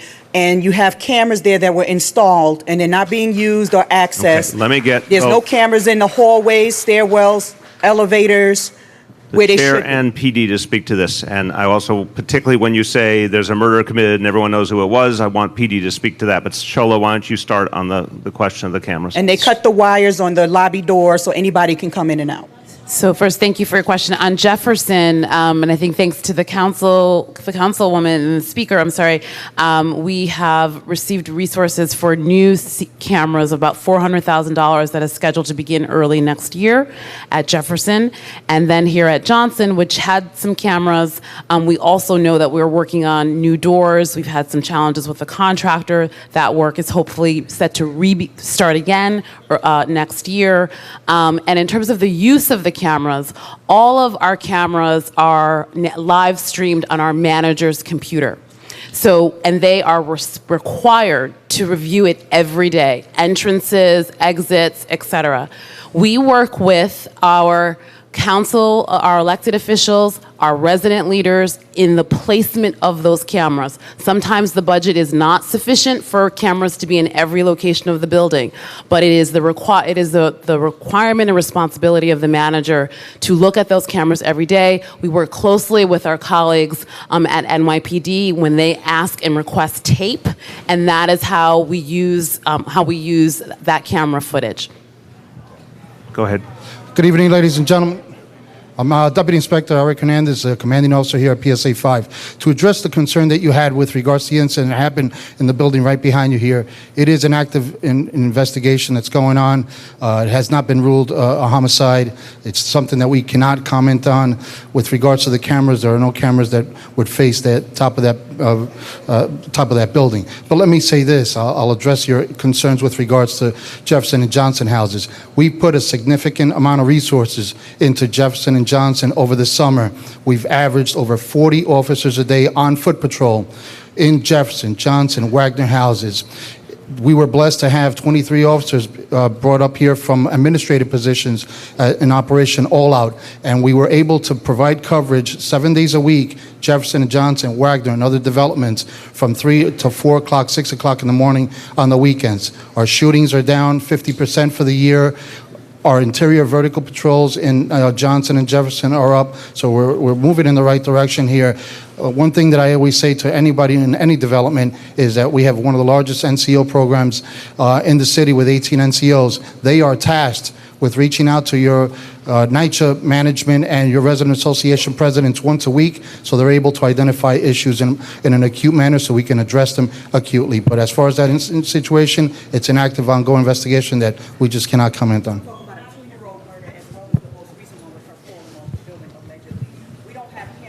Okay, we can't do a back and forth. If you think there's another murder that you have information about they're not acting on, I need you to talk directly. But I'm going to ask him to come right over to you now. Will you please go over and go right now? All right, so then, and also just to say, you know, obviously we all know, and the unfortunate reality with this administration and in Washington right now is that our fear is that they're not going to be very favorable to HUD, and that can have implications to NYCHA's budget. What we've done as City Council is that we do try to enhance NYCHA's budget by trying to get additional monies to be able to put security measures in our developments. But again, if everybody understands, we have over 20 developments. We have many, many developments, more than any other, and so we don't have enough money to get to everyone, so we try to be fair and try to help out developments and kind of try to get to as many as we can. All right, so with that, I'm going to come over here. Yes. Here you go, ma'am.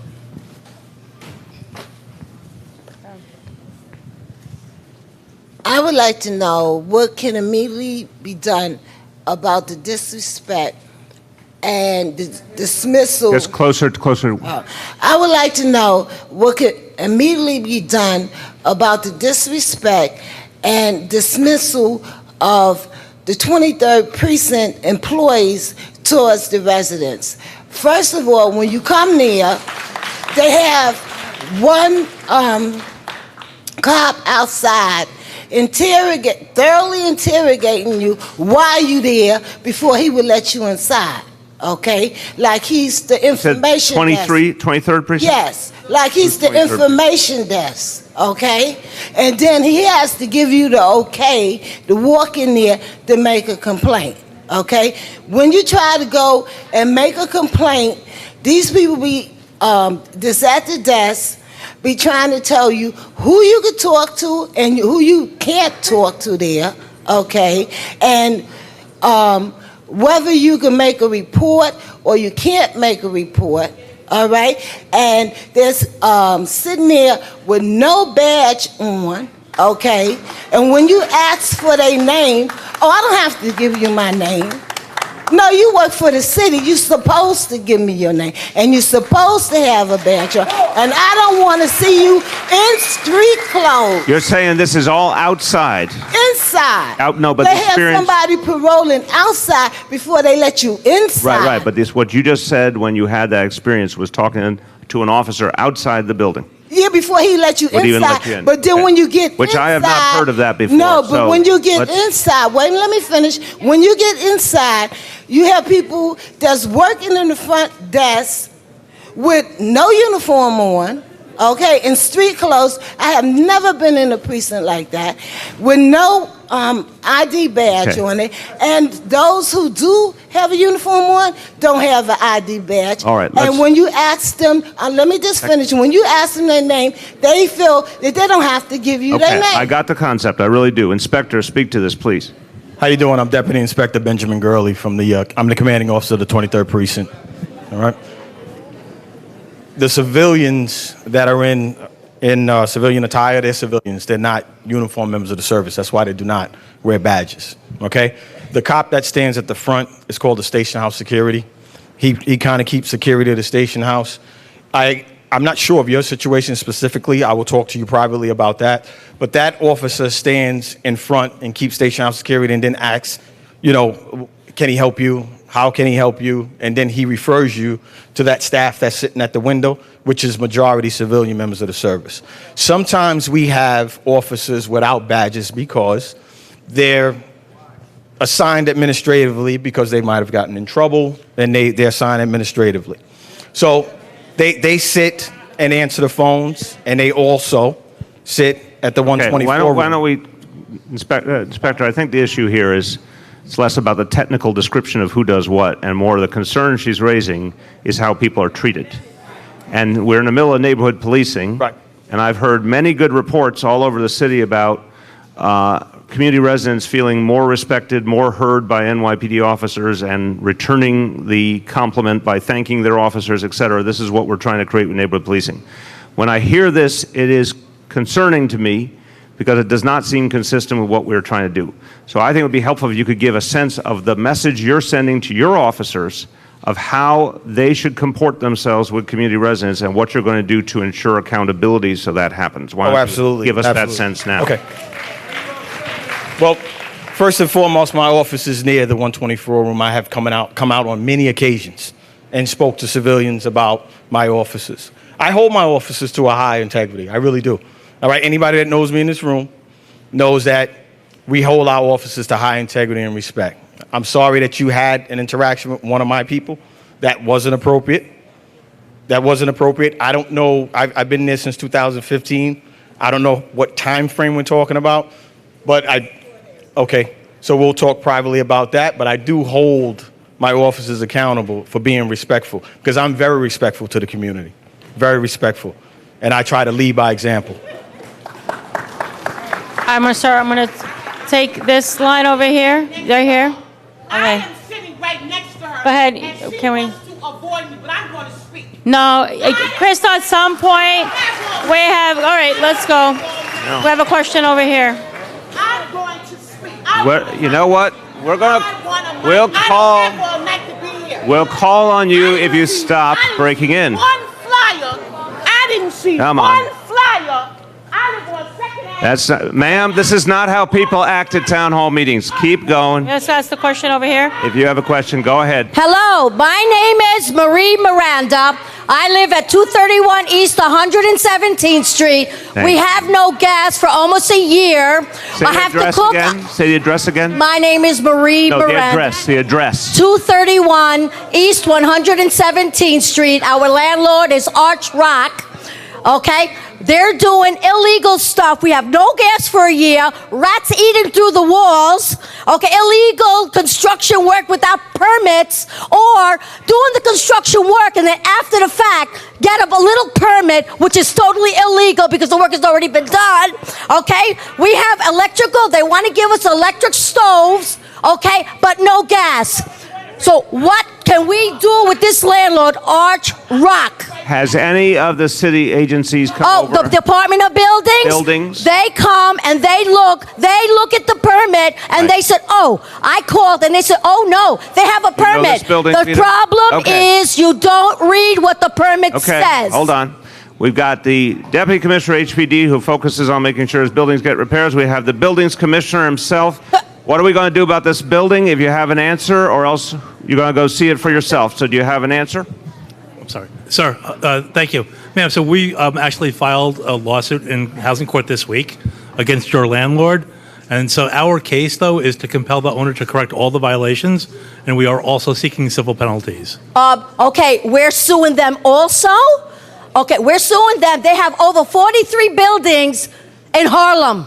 Right. And a lot of these buildings are going through the same thing that Okay. we're going through. We got the point, and we don't want that to happen. So we're suing them. You're suing them. That's good.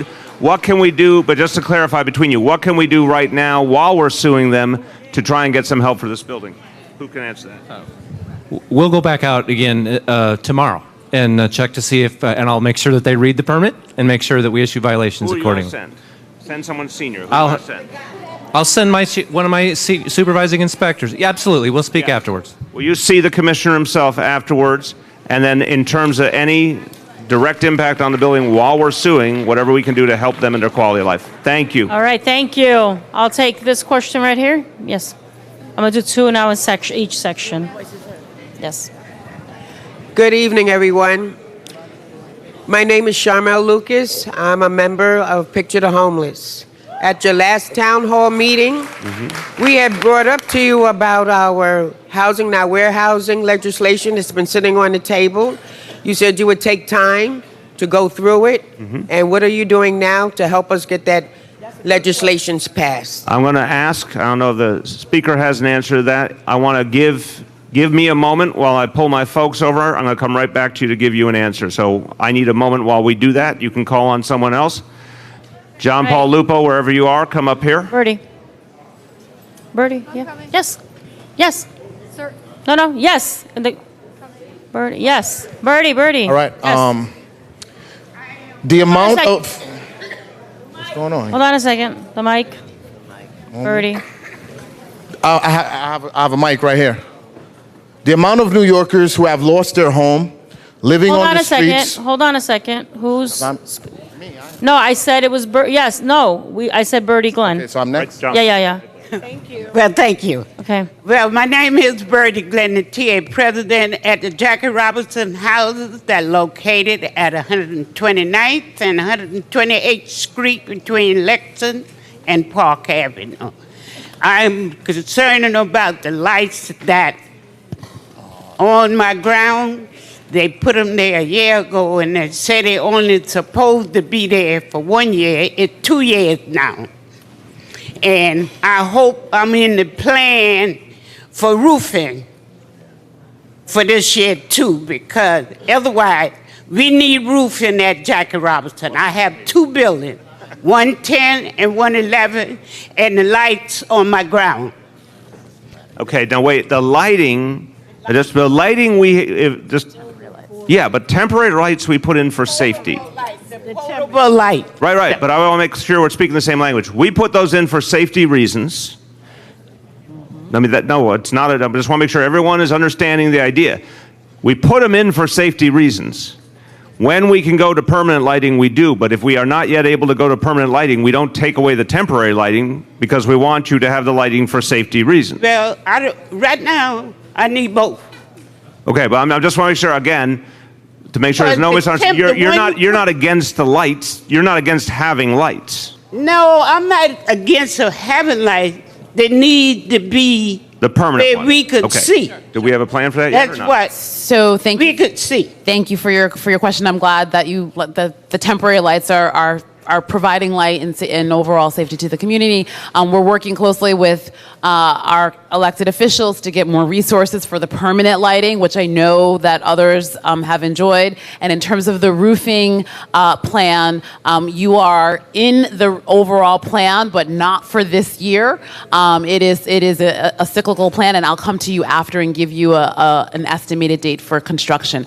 This is, as you know, NYCHA has $17 billion in capital need. With the mayor's money, we are replacing roofs as quickly as we can, and we will be getting to Jackie Robinson in a couple of phases in a few years. I'm going back to the lighting, the permanent lighting now. Not yes. the That's the temporary goal. one. That's the goal, and when we can get there, we will. But in the meantime, we're keeping the temporary as continuity until we can get to the permanent. That's just the truth. In the back, and then Okay, I'm going to go over here.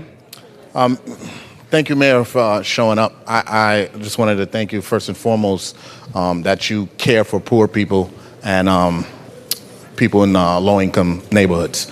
My question, first and foremost, I wanted to piggyback and address something that the lady said. First what you said that NYCHA will never be privatized. That was a promise.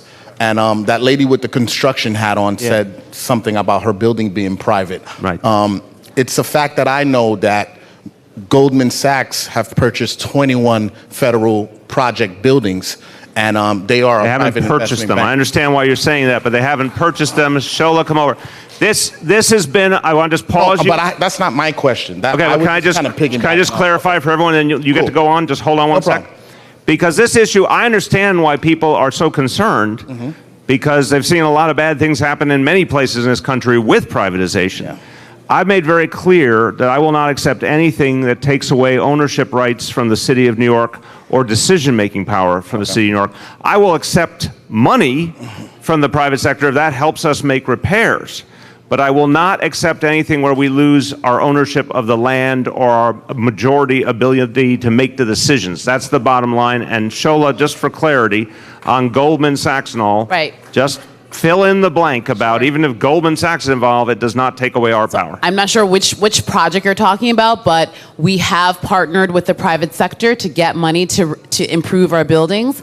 A transaction that we did in 2011, prior to either one of us being here, in which Goldman Sachs and others were a part of the investment portfolio.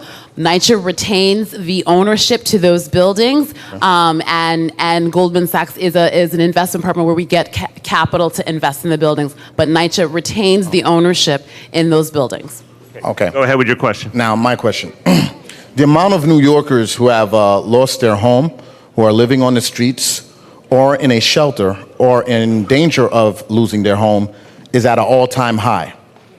If you are elected for a second term, what are your plans to tackle the homelessness epidemic in New York City, being that the current implemented plans have failed miserably, including the NYSEPS program and the LINKS program?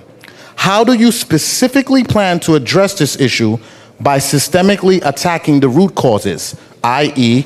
rent stabilization, and not surface level remedies, which have predominantly been your strategies of the past? Well, I disagree.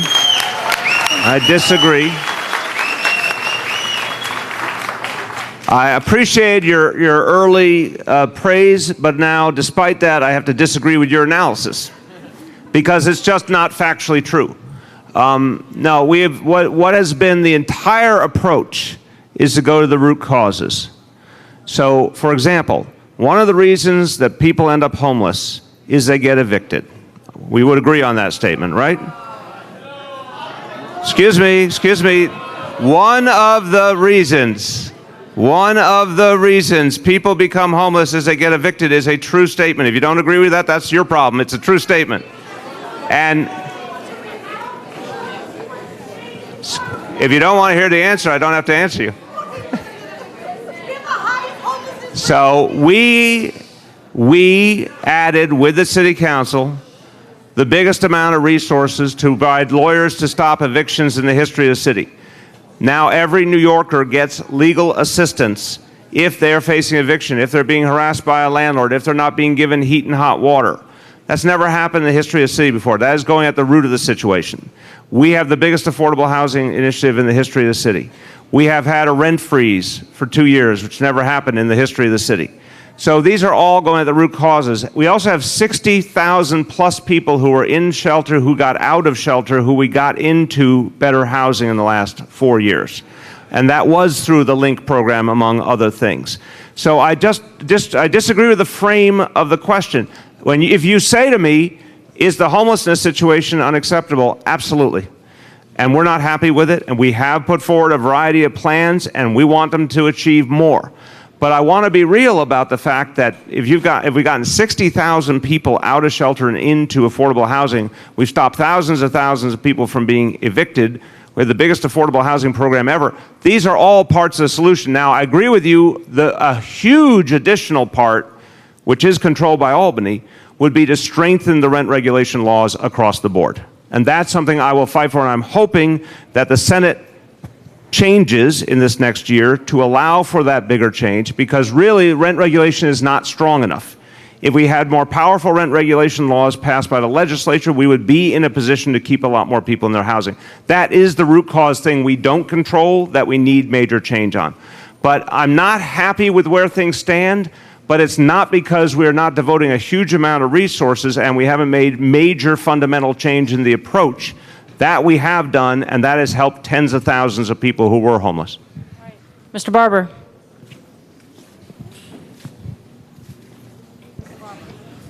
Hello, my name is Daniel Barber, and I am the chairman for the South Bronx Council of Presidents, where, Madam Speaker, you have 7 NYCHA developments that resides in the district.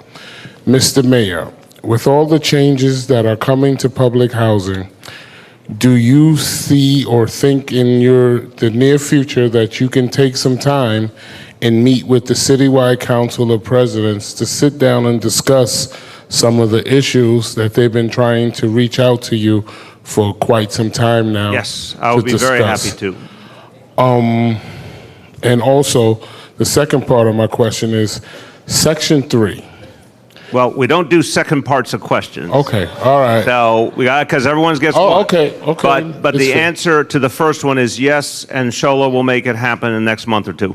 Thank you. Thank you. Thank you, Madam Speaker.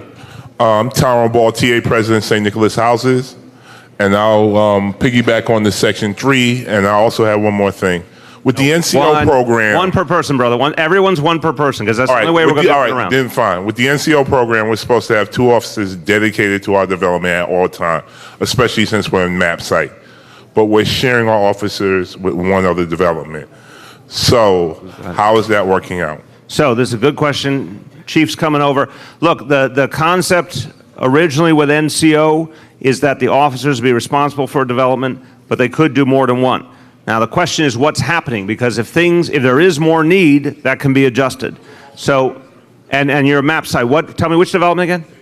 St. Nicholas. So Chief and Inspector? Yes, sir. Inspector. So the point is there, where do we stand with the deployment of NCO? Do we need to make an adjustment? What do you say? Good evening. As you know, Inspector Creighton, Commanding Officer, Housing Borough, Manhattan. Our NCOs are assigned to the St. Nicholas houses. We have done a lot of work along with yourself throughout the summer. In the family days, it is a MAP development. Crime is down. And those 2 officers, they do have another development that they are responsible for. However, we have it broken down by a sector. So geographically, one other development. But we are giving you 100%, and I think you would agree that those 2 NCOs are doing a very good job over there. All right, great. I'm going to have you. Yes, ma'am. And I'll have Amauri. You fine? Okay, then I'll go over here. Yes. Hi. Good evening. My name is Quanda Green Barnes, and I live in East Harlem. I need affordable housing, but the problem is I need a 3-bedroom, and most of the affordable housing is studio to 2-bedroom. Will they make it available for 3 bedrooms or more? So the plan has 200,000 apartments, and I want just one we are implementing now. Some of those are subsidized in place, and some of those are new construction. So it's 200,000 apartments. Maria, do you have a sense of how many are 3-bedroom? A good, the housing plan, and we will get the specific numbers, it is for families of different sizes. There are certainly 3-bedroom apartments in the housing plan, and what I'd love to do is to make sure that you have information as to which of those are available given the lotteries that are out there today. But it is a good percentage. Do you know about this Housing Connect ability to apply for a bunch of different lotteries simultaneously? Okay, we're going to have someone sit with you to go over it. But yes, there are 3 bedrooms. We'll find out how many, but there are definitely 3 bedrooms you can apply for. Right. Yes, right here. Thank you. Thank you. Thank you. I would like to speak on behalf of your 4-legged constituents in this district. I'm a volunteer at the Animal Care Centers at 326 East 110th Street. And first of all, I want to thank you and the speaker for your wonderful support of animal welfare issues during all these years that you have been in office and even before that. So thank you for that. And we'd like to invite you to come to the animal shelter, Mr. Mayor, and Ms. Viverito also, and see the reforms and see the improvements that have been made because of the support that you've given us. And we would like to know if you can share a timeline with us for the 2 new shelters that have been proposed for the Bronx and Queens, and for turning the garage here on 110th Street, the animal shelter garage, into an adoption center. Okay. Yes. Yeah, thank you for your kind words. We're committed to all 5 boroughs having an appropriate facility. But I think I need help from you. Do you know the timelines? You can come up. Absolutely. Introduce yourself to everyone. My name is Rachel Atchison. I'm the Animal Welfare Liaison. In terms of the Bronx, we will be making an announcement about the location shortly. And in terms of Queens, we are working out a contract with ACC, and that announcement will also be shortly. The adoption center should be beginning construction in the next few months, as well as opening in the next year or 2. Okay, Yes. thank you. All right, right here. Yes, you. Good evening. My name is Robin Brown. I work for CBO, Goals, Good Old Lower East Side. We provide 10-hour OSHA training for those interested in the construction trades. With the passage of 1447 yesterday, there's a provision in there that would allow $5 million for CBOs to provide additional training. Would you be able to explain the process for that? We do 10-hour. We'd like to do the 30 hours so that we can meet the 40-hour threshold. So the training, construction training safety is going to be phased in. The first phase is obviously the 10-hour training. And people that have their cards that have done the 10-hour training can continue to work as long as they're enrolling and continuing the additional safety. It's going to be phased in. It's going to be a period of time. The fund is one that we're doing in conjunction with SBS, my understanding. But it's for, and the commissioner can explain more, but it's really for workers that may have difficulty being able to pay for the training, right? Like day laborers, or maybe the smaller contractors like MWBEs, that it may be much more challenging for them to pay for the training for their workers. So it's a fund that we're setting up, and it's going to go through SBS. The commissioner can speak to that. So, okay. Okay, so I will give you my information because we would love to have you part of our network. In general, when we are actually doing training, we put out a request for proposal, and any community-based organization can apply, and then we select the best organization to complete the task. Blanca. I need the mayor's attention.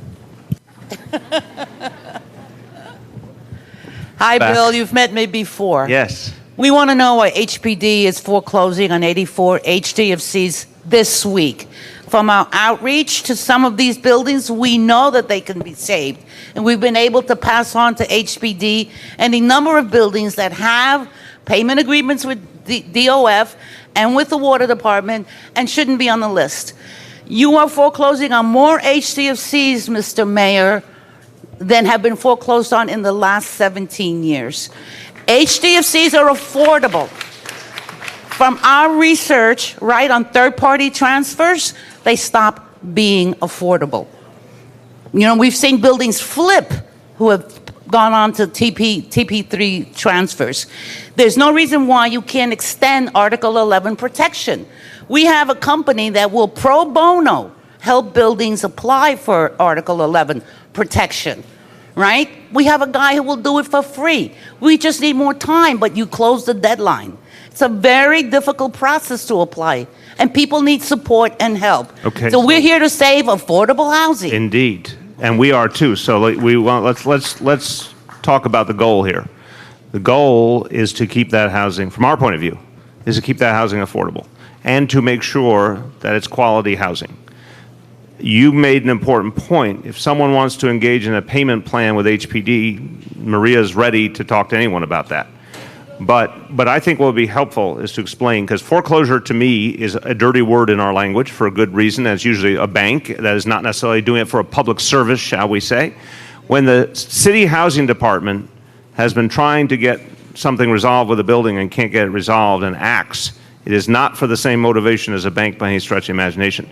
So Maria, in terms of what it means for the residents when you quote unquote foreclose, explain that for everyone, because I think it's easy to confuse it with the private sector version. Explain what it means for them in the here and now for the quality of building and what it means for their long-term rights.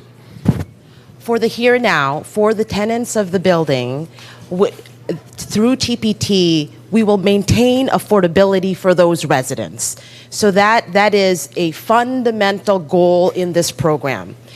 Buildings that are in third-party transfer, as you know, have been part of this program because of a lot of unpaid bills, and for many of the buildings, bad building conditions. And so we do this program so we can stabilize the building.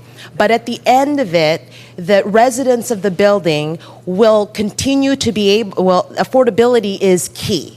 If there is a building that would like to get onto a payment plan, or as you mentioned, take advantage of a tax exemption, please talk to me. We've been working very hard, and many HDFC co-op buildings have actually exited the program because of working with us. So I really would love to talk to you specifically about the building and anyone else here. But to be very clear, at the end of the TPT program, the residents in the building continue to live in those units, and our goal is for them to be affordable into the long term. So let's make sure, I want to put one more point on it. The residents, the building is supposed to get fixed in the process with public intervention to get it fixed up physically, and the residents get to stay long term. Correct. Period. Correct. Okay. So, but if there's a specific building that wants to do a payment plan, we want to talk to them. That's the bottom line. You can still talk to, if you have a building that wants to do it, talk to her tonight. Talk to her tonight. At the end of the meeting, go up to Maria, talk to her. Commissioners are going to be here, so they'll be at the opportunity to follow up. So we'll make sure that happens. All right, go ahead. Me? Great. Hi, my name is Rachel. I'm an organizer at the Justice Center in Blasio. I'm also a teacher here in East Harlem. And my question and my statement tonight is about rezoning.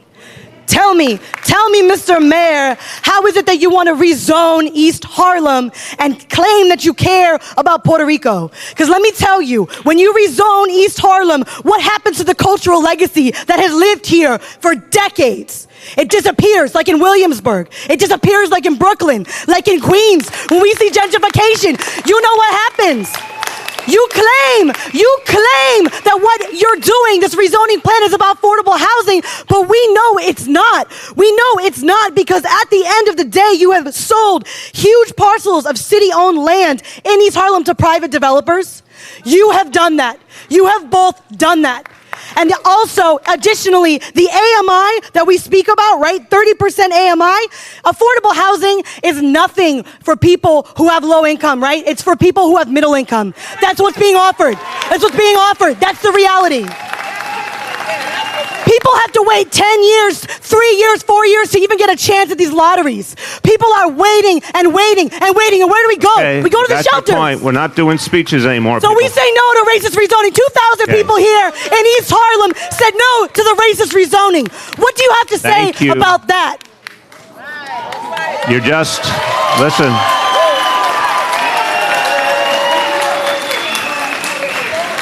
There are so many things wrong with what you just said, but I will try and break out a few of them. Right now, I'm sorry. If that makes you feel good to say that and not look at the facts, God bless you. No, then God bless you. All right. If you don't want, hey, my Yeah. friend, if you don't want real dialogue, don't have it. It's unfortunate that you may not agree with what positions one takes, but that doesn't make your position superior to mine. All right? So we all have the right to express our point of view, and we all have the right to disagree. I may not agree with your point of view. You may not agree with my point of view. We have the right to express it in a respectful manner in this room. So let's see what happens over here. Let's see. Yes, you want to put your... Good evening. I live in one of the Niger's development Polo Ground Towers. My name is Carol Scarborough. My concern tonight is there are a lot of quality of life issues that we have been living with and dealing with over the years. Some go unaddressed. For example, the heat and hot water, safety. We will be here fighting All right, keep asking your question. Go ahead. We need to be respectful to each other, and they don't know how to be respectful. Safety and crime. You had your say. Garbage People and in this debris. room have a right to say. But the one that I want to talk about tonight, it's in regard to the lease that we sign yearly, which says that there are dogs that are supposed to be prohibited. And those is the Doberman Pinscher. Where is it now? This is another day in New York City. Okay. Where is it? Polo Ground Towers. Okay. I'm speaking about the pit bulls. There's a growing number of pit bulls that are there. The cameras, I'm sure, show them. And yet still, sometimes they're paraded near the management office. They jump across the fence. Sometimes they're So let's talk about what we can they're do about it. unchained. The other thing is we have homeless individuals. I feel for them. Don't get me wrong. Right. But they're taking up residence on the terrace, in the stairwells, and in the hall. So the homeless, let me speak to that piece, but then the pit bull piece. We are now have a plan we didn't have before between the NYPD, Homeless Services, and NYCHA, that there's homeless folks in NYCHA developments, in the stairways and the property, that between NYPD and Homeless Services are going to go in and address the situation. And that should honestly not have been allowed to fester the way it did, and now it will be addressed aggressively. So you see this situation currently at Polo Grounds? Okay, so the Commissioner Banks will come see you after about specific locations working with PD. On the pit bulls, Shola, speak to how we handle that situation. How are you, ma'am? Thank you for your comment. This is a difficult issue for us. As you know, it is illegal to have certain breeds, Doberman Pinschers, Pit Bulls, and Rottweilers within public housing. All residents are required to register your animal. This is how we as managers know which animals are in the apartments. If someone does not register their animal, it is difficult for us to know that.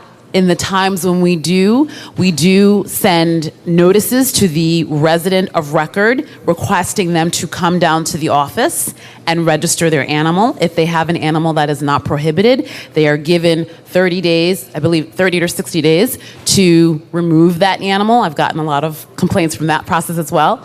So we continue to work at this, but this is not an easy issue. It requires us, we can't take people's private property. We do issue summonses, and we do require people to come down to 250 for administrative hearings if there are repeat offenders. But I want it to be clear that we are not evicting people because they have dogs. My concern is that when you see a pit bull and their owner on the elevator, I think you would have the tendency not to want to get on. Understood. the elevator. Understood. That's the issue. Someone is going to get hurt. Understood. Maintenance workers won't even go in an apartment Okay. with a pit bull. So, and this will be the last time. We can't go back and Okay. forth too much, but let me ask PD also this question. Thank you for the question, because I share that concern that pit bulls are a real issue. Yes. What is, and Shola, you too, people have a right to feel concerned if they see a pit bull. That's just natural. So how do we respond if someone feels that they're in a dangerous situation in a development? Yes, the Polo Grounds is a map development also. You have two NCOs assigned there. We've been working very closely with nature, on the dogs. Just over the 28-day period, PSA 6 has written 3 dog summonses in the Polo Grounds. When it's brought to our attention, enforcement is not our first go-to, but also in your building and all the buildings up there, we are also preparing some field reports and working with Shola in order to So address if it. someone feels it's an unsafe situation, they should go to the NCO, Yes. right? Okay, and you know your NCO officers? Okay. But you're saying, Shola, just to clarify this, that if there is a pit bull being handled in an unsafe manner, you have to go through a whole procedure to remove. So the question, Remove animals. who does the removing? Well, unless the animal has attacked someone. Right. Department of Health actually. Okay, so this is an issue, I won't make it up on the fly, but I'll say this is an issue, I share your concern, and I wonder if we need some tighter rules around this, because I think there's, for a lot of people, it's a very unsettling reality. I would say particularly if you have children, it is unsettling. So here's what I will pledge to you, and we'll do a follow-up with you, that I think we need to reassess our standards to ensure that if there is a problem, we can act on it more aggressively. So thank you for raising it. Okay, over here.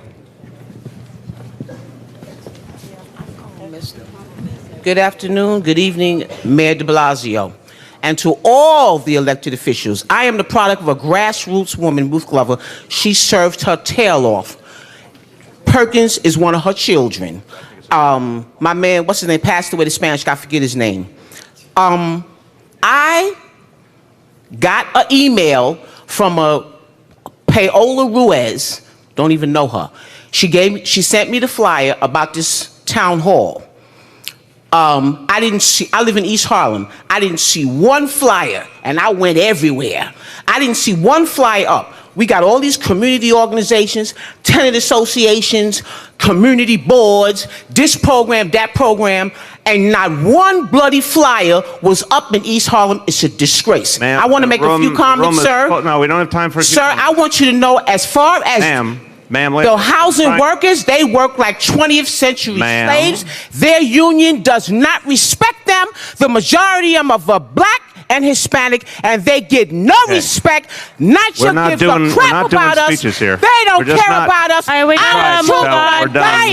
We're done. Our children are dying, and nobody gives a crap. Over here. And all these niggers that's sitting up here with these jobs, y'all got these jobs, and you're that's not what she said. community. You're in with the criminals. Go ahead. 99th Street and We're gonna go. Go ahead. It's full of dope fiends and drug pushers. And nobody is doing Crystal, there's no need for this. All right, no need for this. Director. All right. Okay, you're up. Hello. You hear me? Hello. It was that. Knew it was gonna go there with Crystal. Well, let's tried. move on. All right. You wanna go? Okay. My name is Hester Moy. Hello. Can we just, everyone, please?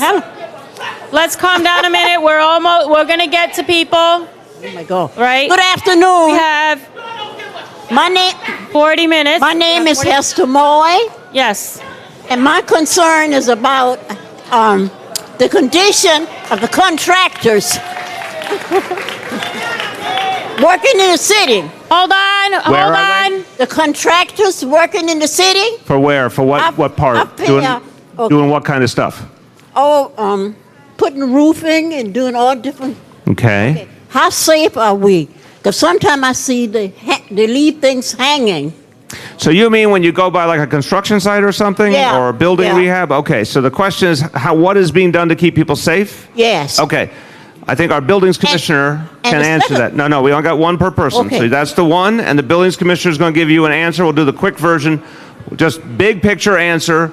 What do we do to keep people safe when there's construction sites around the city? Big picture is there are very detailed requirements on the safety and how the site perimeter is being protected and the site safety for the entire site. And there's many licenses that we require before we'll issue a permit. It's not perfect, but we try to stay on top. If there's a specific site, happily we'll tell follow the up. commissioner afterwards, okay? We'll happily follow All right, up. in the back here. Yes, you, sir. With the T-shirt. Which one? The one in the back last row. Seriously? The one that's, what is that? What does the T-shirt say? What does the T-shirt say? There he is. Seriously? Yeah. Hi, obviously. something. Obviously. Can you ban employers from using companies like CheckArt to run background checks on applicants even after they've been considered for the job? Can we ban, say it one more time. Can you ban employers from using companies like CheckArt to run background checks on applicants even after they have been considered for the job? I don't know that company. They've Do you been know? considered for the job and then you're still running background Is there a checks on them. particular issue with that company?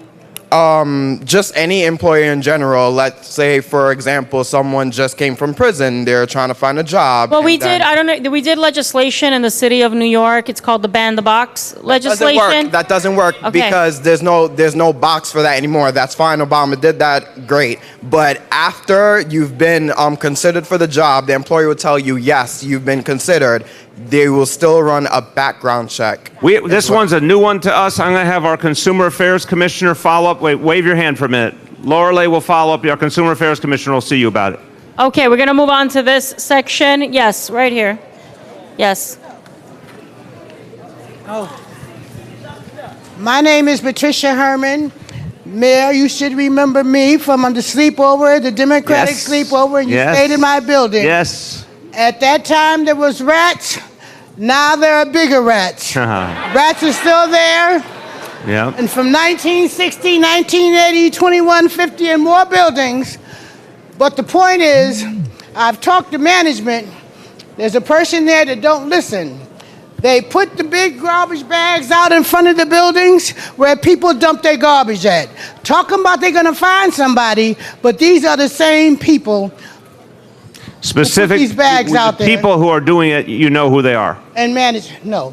I'm talking about management puts out trash bags, and they have a sign out front that says no dumping. But management's guess doing what? it. It's only in English. Wait, They don't have it in Spanish. slow down. Are you saying people are putting out the bags in the wrong place are Management, working for... caretakers are putting trash bags out.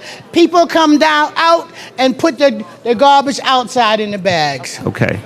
Okay? Hi, Ms. There's signs that say no dumping. Okay, then we're going to go only deal with in it. English. I got it. Not in Spanish and nothing else. So first of all, staff should be setting an example and putting the trash where there are legally posted areas. If that's not happening, we will talk to this manager and make sure that message gets clear to caretakers. That's one. Two, and we've talked about this, we very much need resident help to also follow the rules as well. So I will take responsibility for my end and make sure that our staff do that there, and need your help to help make sure residents do it the same. Okay, thank you. Thank you, Mayor. Do a follow-up. Thank you. All right, we're going to keep moving. I'm going to have one more question over here. Yes. All right.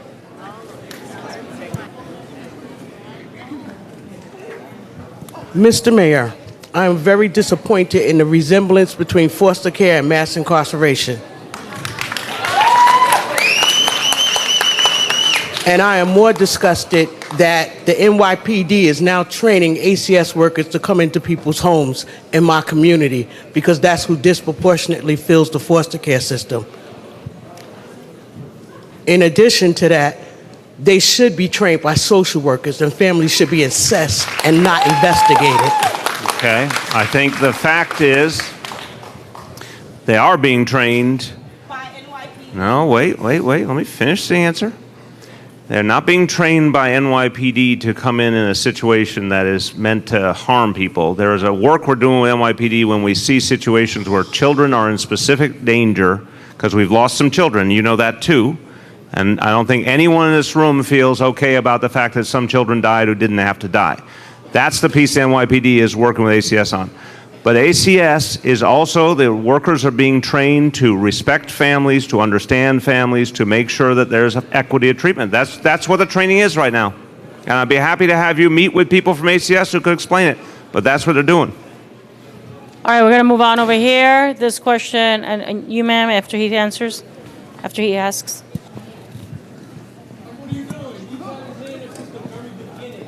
All right, we're going to go around. She's the moderator. Come on, guys. All right. My name is Eric Crump. I'm a representative of District 4's Community Education Council. My question is about schools. Yes, sir. My son goes to a school here in East Harlem that's co-located with 2 other schools. And I want to start by saying I credit our superintendent, I credit our chancellor. They're doing the best they can to address this issue.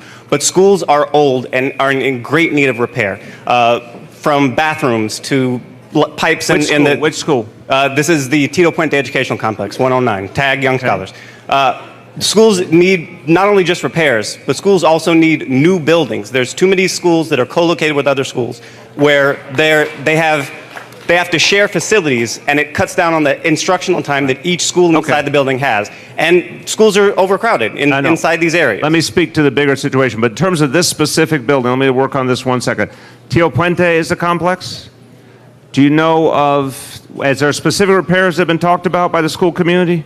It's been the auditorium, it's been the bathrooms, it's been... Okay. Do we know of any workers being planned for this? Okay. Melanie. Yes. Melanie from School Construction Authority is going to follow up with you after this on specifics to see what we could do.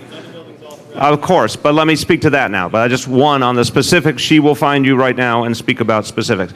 The big picture is we have a huge school building program underway and rehab program underway. But we also have a vast number of buildings that need work. So if we could, I think, I just want to speak to the logic. The logic is right. If we could take every school and separate it and never have to do co-locations, we would do that for sure. We physically are not near that now. Maybe someday in the future, but we're not near that now. What we are trying to do is create a better parity within the building. So for example, a lot of buildings have not had gym space.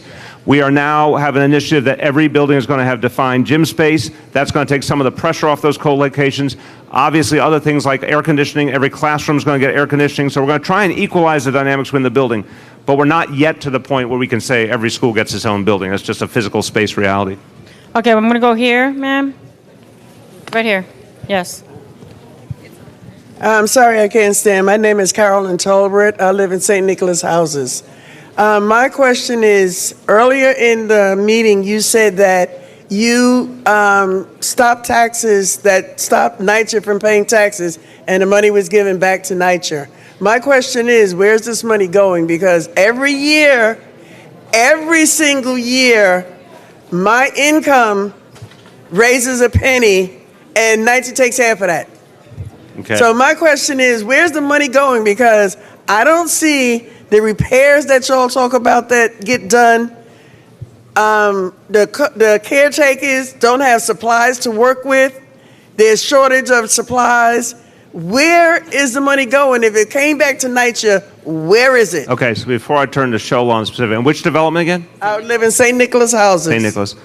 Again, I think what is very painful for us all to recognize, but I'll keep saying it, and Shola just referenced it, $18 billion in repairs needed in NYCHA buildings to bring them up to the level we would like them to be at. $18 billion, that we have nowhere near that money.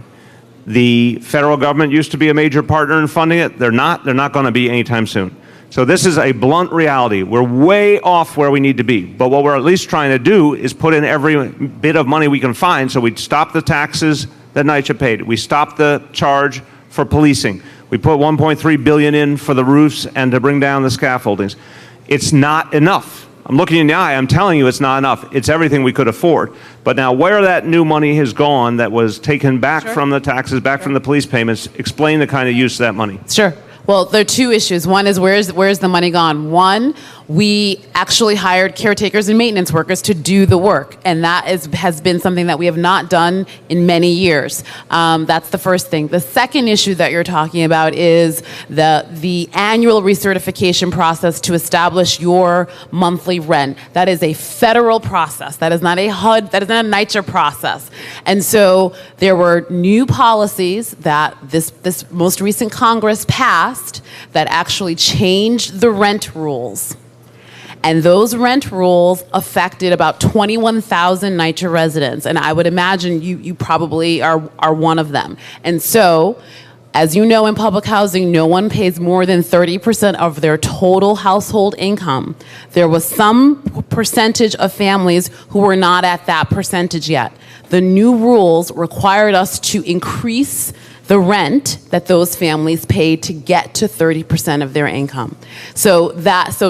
And I'd be happy to talk to you specifically about your case, but just so you know the context in which we operate, it was a federal law that required us to change the rent rules and therefore had a real impact on families. We actually worked with the mayor's office to make the changes to rent over a longer period. Congress wanted it to happen in 1 year. We did it over 3 years, and so that is the reality in which we're working in, and we'd be happy to talk afterwards if we can be helpful. All right, thank you. Over here. And then you next. Thank you. Yep. Hi, my name is Nye Whitaker, and I live near the 125th Street corridor. And I want to say thank you to the speaker and to Diana Ayala for the help that you've given us in trying to address some of the issues. But there's a big issue we haven't talked about. We've been talking about the symptoms and not the cause. The shelter that exists on Randall's Wards Island is only open at certain hours. And so each morning, up to 900 people explode onto the 125th Street corridor via the M35 bus. I also sit on the board of Uptown Grand Central, and we are trying to save the small business owners and keep that corridor a commercial and transportation hub, and we can't do it without your help. So I just wanted you to speak to what can be done. The homeless, the crime, everything are really coming from the fact we're not properly serving these residents. They're also using the methadone clinics, which don't have waiting areas, and so they're getting services and they're sitting on the corners while they're receiving their medicine, and it's just not a good way for us to be treating our neighbors. Tell me the whole area that you Sure, it's focus on. 125th Street. Pretty much, it actually goes from 5th Avenue, where you have Marcus Garvey Park, all the way to the river. The M35 bus comes over. Okay, as far as I know, the shelter's open from 7 p.m. to 7 a.m. That's what I and want they to have speak nowhere to. to go. That's what I want to speak to before I turn it to Steve. So there was a lot of focus a couple of years ago with the speaker's leadership, and the situation was deeply troubled. And thank God, and with your help, everyone's help, we've made some improvement. But this particular issue, at that time, I turned to the commissioner and others and said this exact point. If we are not only on Wards Island, but elsewhere, sending the inadvertent message to folks who happen to be homeless that you have to go out on the street during the day, that's not necessarily productive. Some people may have to go for a doctor's appointment, whatever it is. But the question I raised was, how do we maximize opportunities in the shelter for job training, for education, for things like that? Now, that has begun at Wards. So there's 2 points to the question I'd like you to speak to. One, what kind of program are we doing? Two, is there a section of the day where they're not allowed to be there, or has that been reformed? Speak to that situation. Thank you for your question, and you raise a problem that's gone on for many years, but one of the changes we made as a result of the mayor's reforms is to stop the old rule that put people out of shelter during the day. Nobody is required to leave the shelter during the day. And in fact, there's been a substantial investment by the mayor in employment programs, and we've gotten several hundred people connected to employment by running these during the day programs. So the old rule that existed in the past, that you have to be out by 7, you can't come back till 7, no longer exists. It was a directive that we issued to make sure that people could remain in the shelter during the day, and then we put the dollars behind that policy by putting in place employment programs, and it's beginning to show the effects there.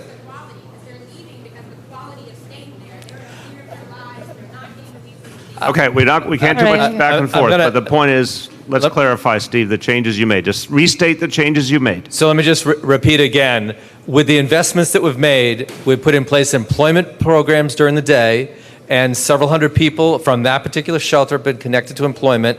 In terms of security, the partnership with the NYPD is making a dramatic difference in terms of safety and security And in the can people shelters. stay? Are there, just to clarify the thing about the hours?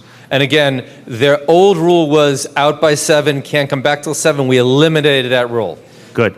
All right. Thank you. Question?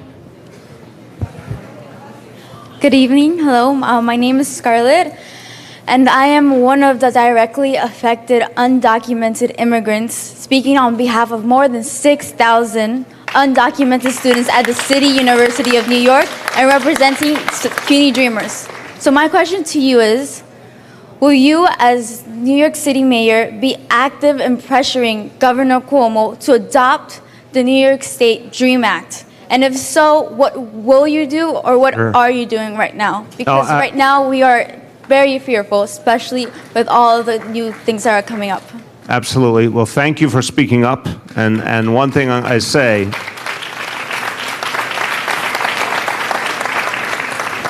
you can never typify a group of people, but I'm going to do that in this case. I've met a lot of dreamers, and everyone I've met is someone who's contributing to our society and has a leadership character to them. So thank you for being one of those people. My number one focus is actually the federal DREAM Act, because that is what will solve the core of the problem. So I believe in the state DREAM Act too. But my number one concern is in the next 5 to 6 months, we have to pass a federal DREAM Act. I've been working with mayors around the country, including a lot of Republican mayors who believe there should be a federal DREAM Act, who are pushing the swing senators and Congress members in their states. That, to me, is the way we can have the biggest impact. If we pass the federal DREAM Act, people get to stay. That's the number one thing. I believe in the state DREAM Act. I've been working with our colleagues, and a lot of members of the New York City delegation believe in the DREAM Act, and we've been pushing for it. The biggest change that would affect the New York State DREAM Act would be a change in the Senate composition in Albany. That's the obvious fact.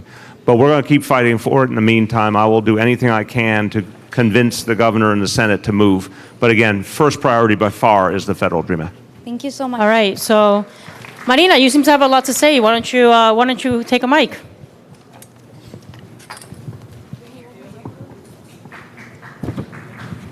Hi. Mr. Mayor, East Harlem Preservation has been demanding the removal of the Marion Sims statue for over 7 years. This is a monument honoring a white Southern doctor who experimented on black female slaves without anesthesia or permission. This is something that does not belong in a black and brown community. We maintain the statue's presence does a huge disservice to the neighborhood's majority black and Puerto Rican residents, two groups that have been specifically subjected to medical experiments without permission or regard for their well-being. We ask that you take the J. Marion Sims statue down and that you do it now. We've been waiting 7 years. We don't want to have to wait until after the election.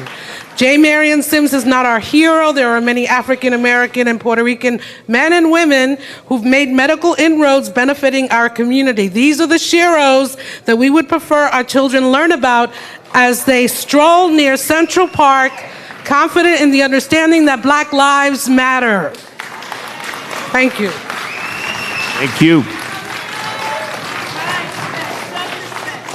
Thank you for raising a concern, and I'm going to say the same thing I've said to people who've raised a number of other concerns. I really believe we need to do this with one citywide approach. That's why I named a commission. I think if you look at the people that we've named, I believe they're people who have really distinguished themselves about thinking about a thoughtful approach to the issues raised by you and so many other people. So that is how we're going to do it. I appreciate what you've said, and I appreciate what other people said, but I've been adamant, and I continue to be adamant. A commission that will do this in a thoughtful manner and will attempt as best possible to come up with a universal standard for every monument on city-owned property. I'm taking one more question over here, and then we're going to go to this section. All right, at the end, yes. So, accountability and transparency is very critical to run New York City.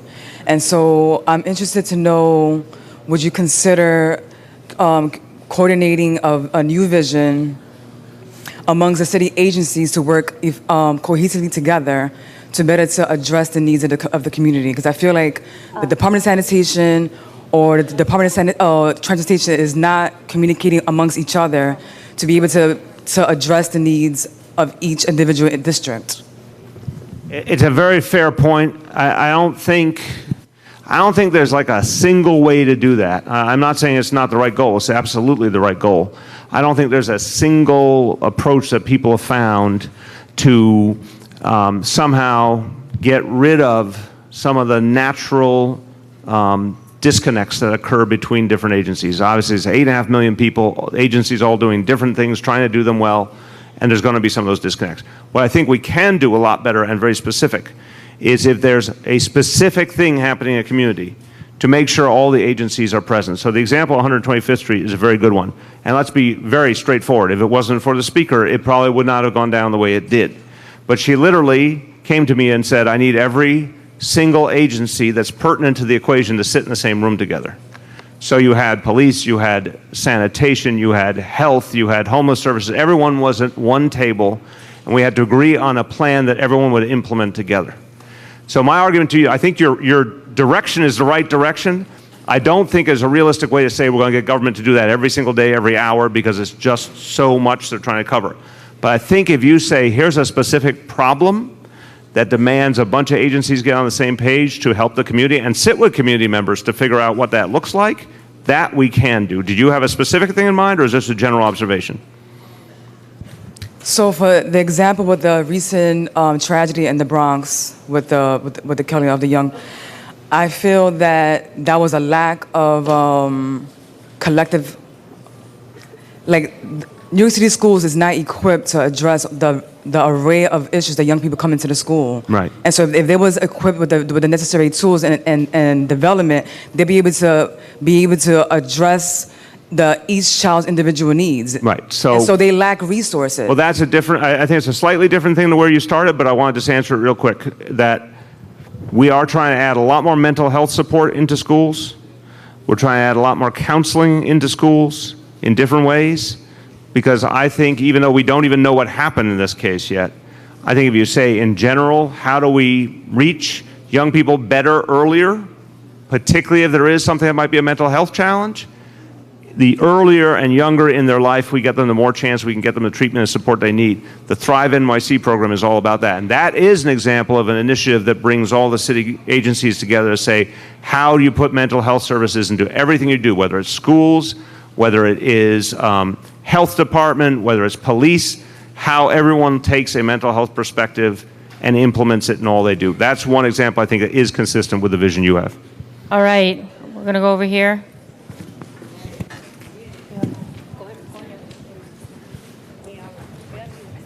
Ok, muy buenas noches para todos. Buenas noches. Estoy en estos momentos con el alma y corazón destrozados porque esta hija mía me la tiraron de un rufo donde la prensa dijo que mi hija se había suicidado. Mi hija no tenía motivo para suicidios. Mi hija vivía en Hebrón. Se mudó aquí al barrio y cuando se mudó al barrio. Él quiere que la traduzca. ¿Cómo se llama su hija? ¿Cómo se llamaba su hija? Janina Boiten. Okay, so she's young woman. She fell off the roof. The reports are that she committed suicide. She doesn't believe that's the case. She had no reason to commit suicide, and so she's raising this as an issue. This was right here in one of the building right here next door. The same. Yes, this is the issue that we were talking about earlier. Siga.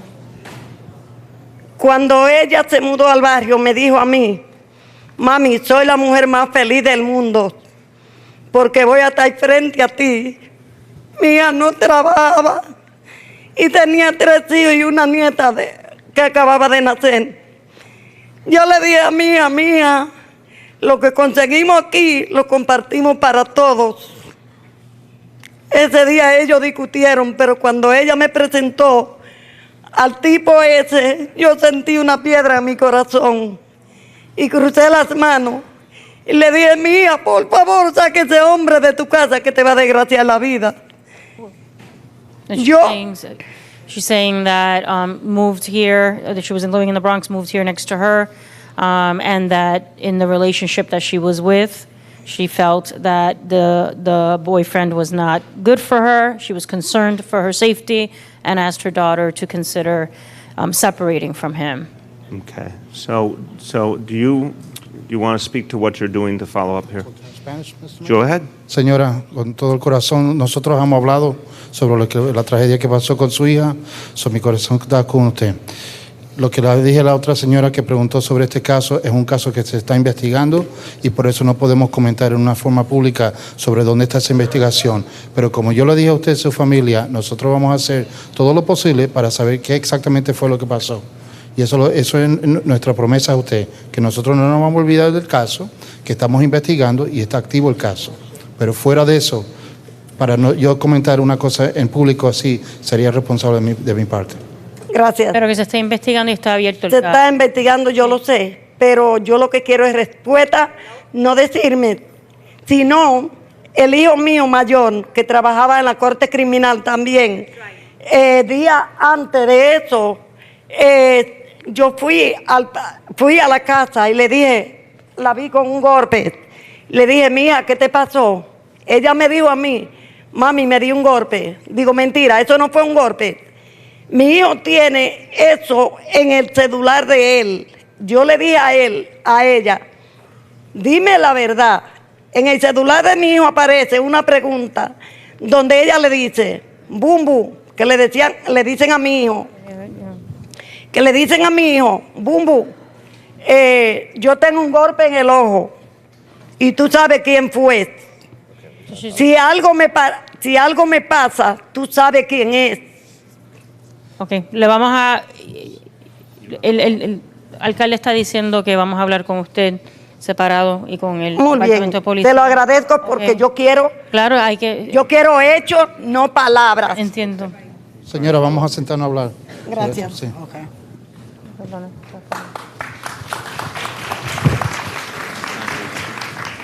Okay, Over here. just so you know, 15 minutes Yeah, left. 15 minutes, yes. Over here, yes, ma'am.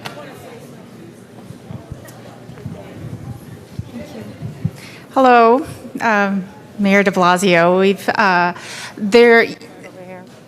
I have a question about holistic solutions, and you actually suggested it, and I thought it was brilliant. Thank you. And so I'm talking about the 84 affordable housing cooperatives, the Hdfcs, that are scheduled to be in foreclosure, to have their ownership transferred away from them. So the thing about foreclosure is that they lose ownership. Owners become renters, they lose ownership. I wonder if there's a way to put these buildings on the path to health. Some are closer than others, some are further away than others. But is there a way without the affordable housing owners losing ownership? Is it possible for them to stay owners and work it out with DEP, DOF, HPD? They want to stay owners. Let me ask out loud. Pre-foreclosure, I just want to restate the point because I appreciate the point you're raising. Pre-foreclosure, you guys will bend over backwards with payment plans and all that. That's what you've been doing. And you would still do that today, literally tonight, with any building that has not yet begun. But if it goes into foreclosure, then I'm assuming it's because a huge amount of bills were not paid, and it's time when we have to start an intervention to fix the building, but with the guarantee for the existing tenants that they continue affordable. So I honestly believe that is the fault line.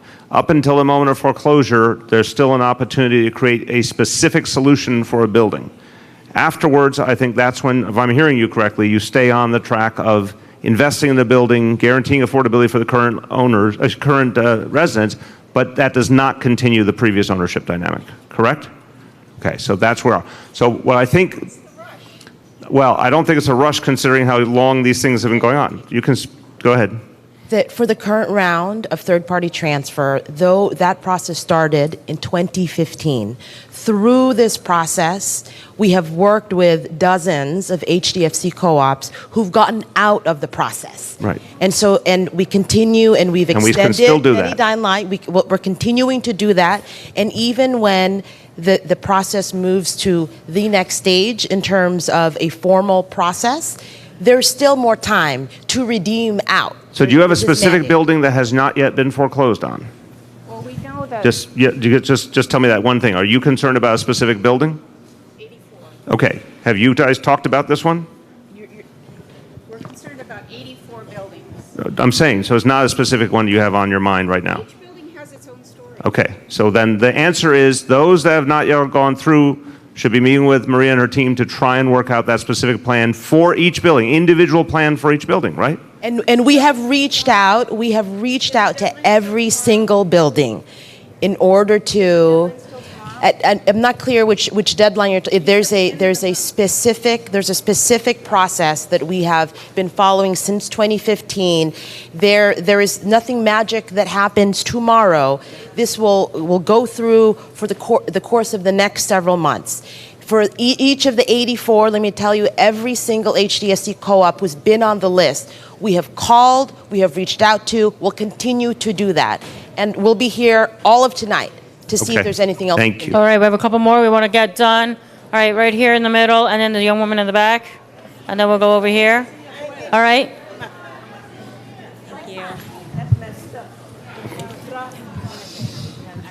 Thank you very much.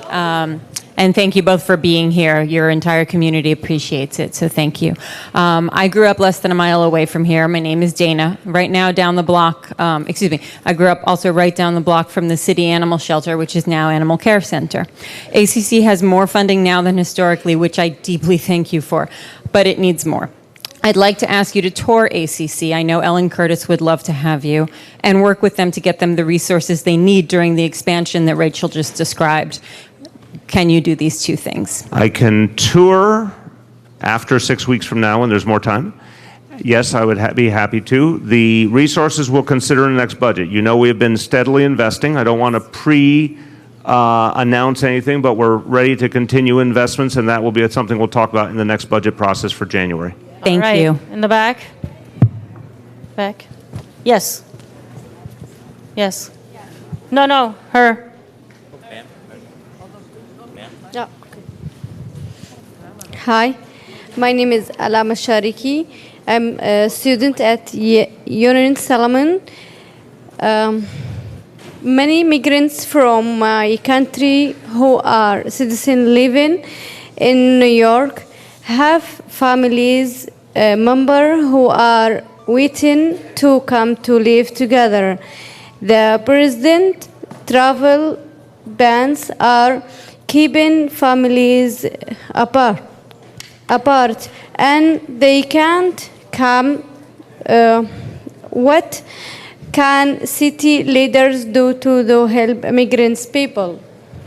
The answer is partly a good one and partly not so satisfying. I mean, the travel ban obviously has been going through the court system. We've been supportive of every effort to strike it down, but at this point, it has been affirmed with some restrictions. What we're trying to do is help immigrants in a number of ways here, and obviously including those who are facing deportation with legal support. But the travel ban itself, I think, Bita, without going into any detail, we can say that the legal process has occurred around it, correct? It has, but it's ongoing. And I actually have an updated fact sheet from our office on what the current policy is, and I want to come to you and. She'll come and talk to you about it. Thank you. All right, thank you. Over here, I think we already saw in the back row. In the wheelchair. Yep. 3 questions Yep. after this. Got it. Thank you. Thank you for coming out, Mayor. I have, actually, it's a twofold question. As you can see, I'm wheelchair bound. So give me one. Well, So we're it's trying for- combined. Make it one. Whatever way you do it, make it one. Then let's talk about accessoride. That's not ours, so you might want to do the other one. Let me just caution you up front. Accessoride is run by the MTA, which is owned by the state. So we have been pushing for changes and improvements in Accessoride, and I think our DOT commissioner is still here, maybe. Is she? Can she come over she's gonna here come see because you they about need that. to explain why they want to keep celebrating me, a senior citizen handicapped woman who is catastrophically ill, for missing 3 appointments because I'm in the hospital, but they left me sitting on a street coming to corner you. from She's 11 coming to o'clock you. at night till 9:30 the next morning. He's coming to I you. will come talk to you about Accessoride. All right, I'm going to go 3 left. to you. 3 more questions, then we're done. It's going to be 10 o'clock. Hold on. We need a microphone. This gentleman here. Hello, I am a parent of a student. Hello, I'm a parent of a student that goes to school here in East Harlem, and I'm really worried because Sir, you got to get the microphone closer to your mouth so we can hear you. I'm really worried because I read in the New York Times you plan to send unwanted teachers from this ATR back into the classroom and that they could end up teaching my kids, Mr. Mayor. Our community needs the city's best teachers, not those other schools that don't want. Thank you. So there's a huge percentage of those teachers who are perfectly good teachers who ended up in that pool because a school closed or a school merged. Nothing wrong with their teaching ability. There's some others that we are concerned about, but we're going to assess them very quickly. And the only way they end up in a school is if a principal chooses to have them in a school and believes that they could be a good fit for the school. So I understand the concern. I was a public school parent myself. But I want to caution that some people have tried to stereotype those teachers as not effective. A lot of them are perfectly effective and just don't have a school that they used to be in and are going to a different one. Right. That's what we got. All right, 2 more over here. And then I'll end over here. Good evening. Thank you for being here. Thank you. My name is Rose Bergen. I'm the Citywide Council of Presidents. HUD 964 regulations, which governs NYCHA and resident associations with decision and policy making. This is to be partnership from the thought process to project completion. When will the resident leadership be truly engaged to be involved? Mr. Mayor? I'm not sure. I honestly didn't understand the beginning of what you said. So will you just say that first part again? Sure. HUD 964 regulations, which govern. That's where I got confused right there, because I have no idea, bluntly, honestly, what the HUD 964 regulations are. Shola, Well, then I'm disappointed in you, Mr. Mayor. Well, I think you'd be amazed that I don't know every HUD regulation. Go ahead, Shola. So this is a regulation that governs how all housing authorities engage with elected resident leaders, and something that NYCHA takes very seriously. We, as the mayor committed earlier, we will sit down with the newly elected membership of the CCAP. I know that's a recent development, and we will continue the resident engagement that is built into the work that we do.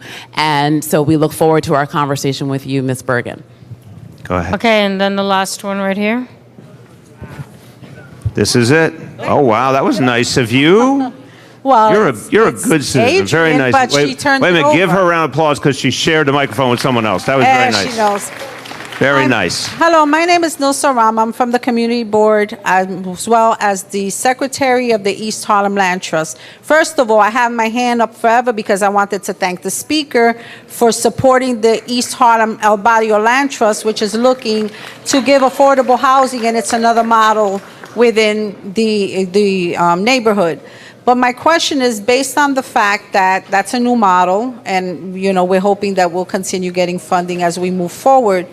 With the changes in AMI, with the changes in the people that are coming in, will affordable housing and mandatory inclusionary housing, the options 25% and those options, will that keep pace with what your plan has been in trying to create affordable housing for the neighborhood?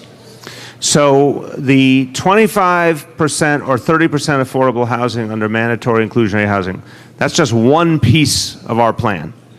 We, depending on what we're working with, the land we're working with and other factors, can do a lot more than that in many places, meaning specific plots of land. So We go 25, 30, 50%, 100%, depending on the specific piece of land we're working with. And we obviously invest a lot of money. And when it comes to a rezoning in particular, we end up investing a particularly high amount of money. So the bottom line is our goal is to get every single unit we could possibly get done. And then, even after that, to look for more opportunities to do more going forward, whether it's subsidizing people in their current apartments or building new or both.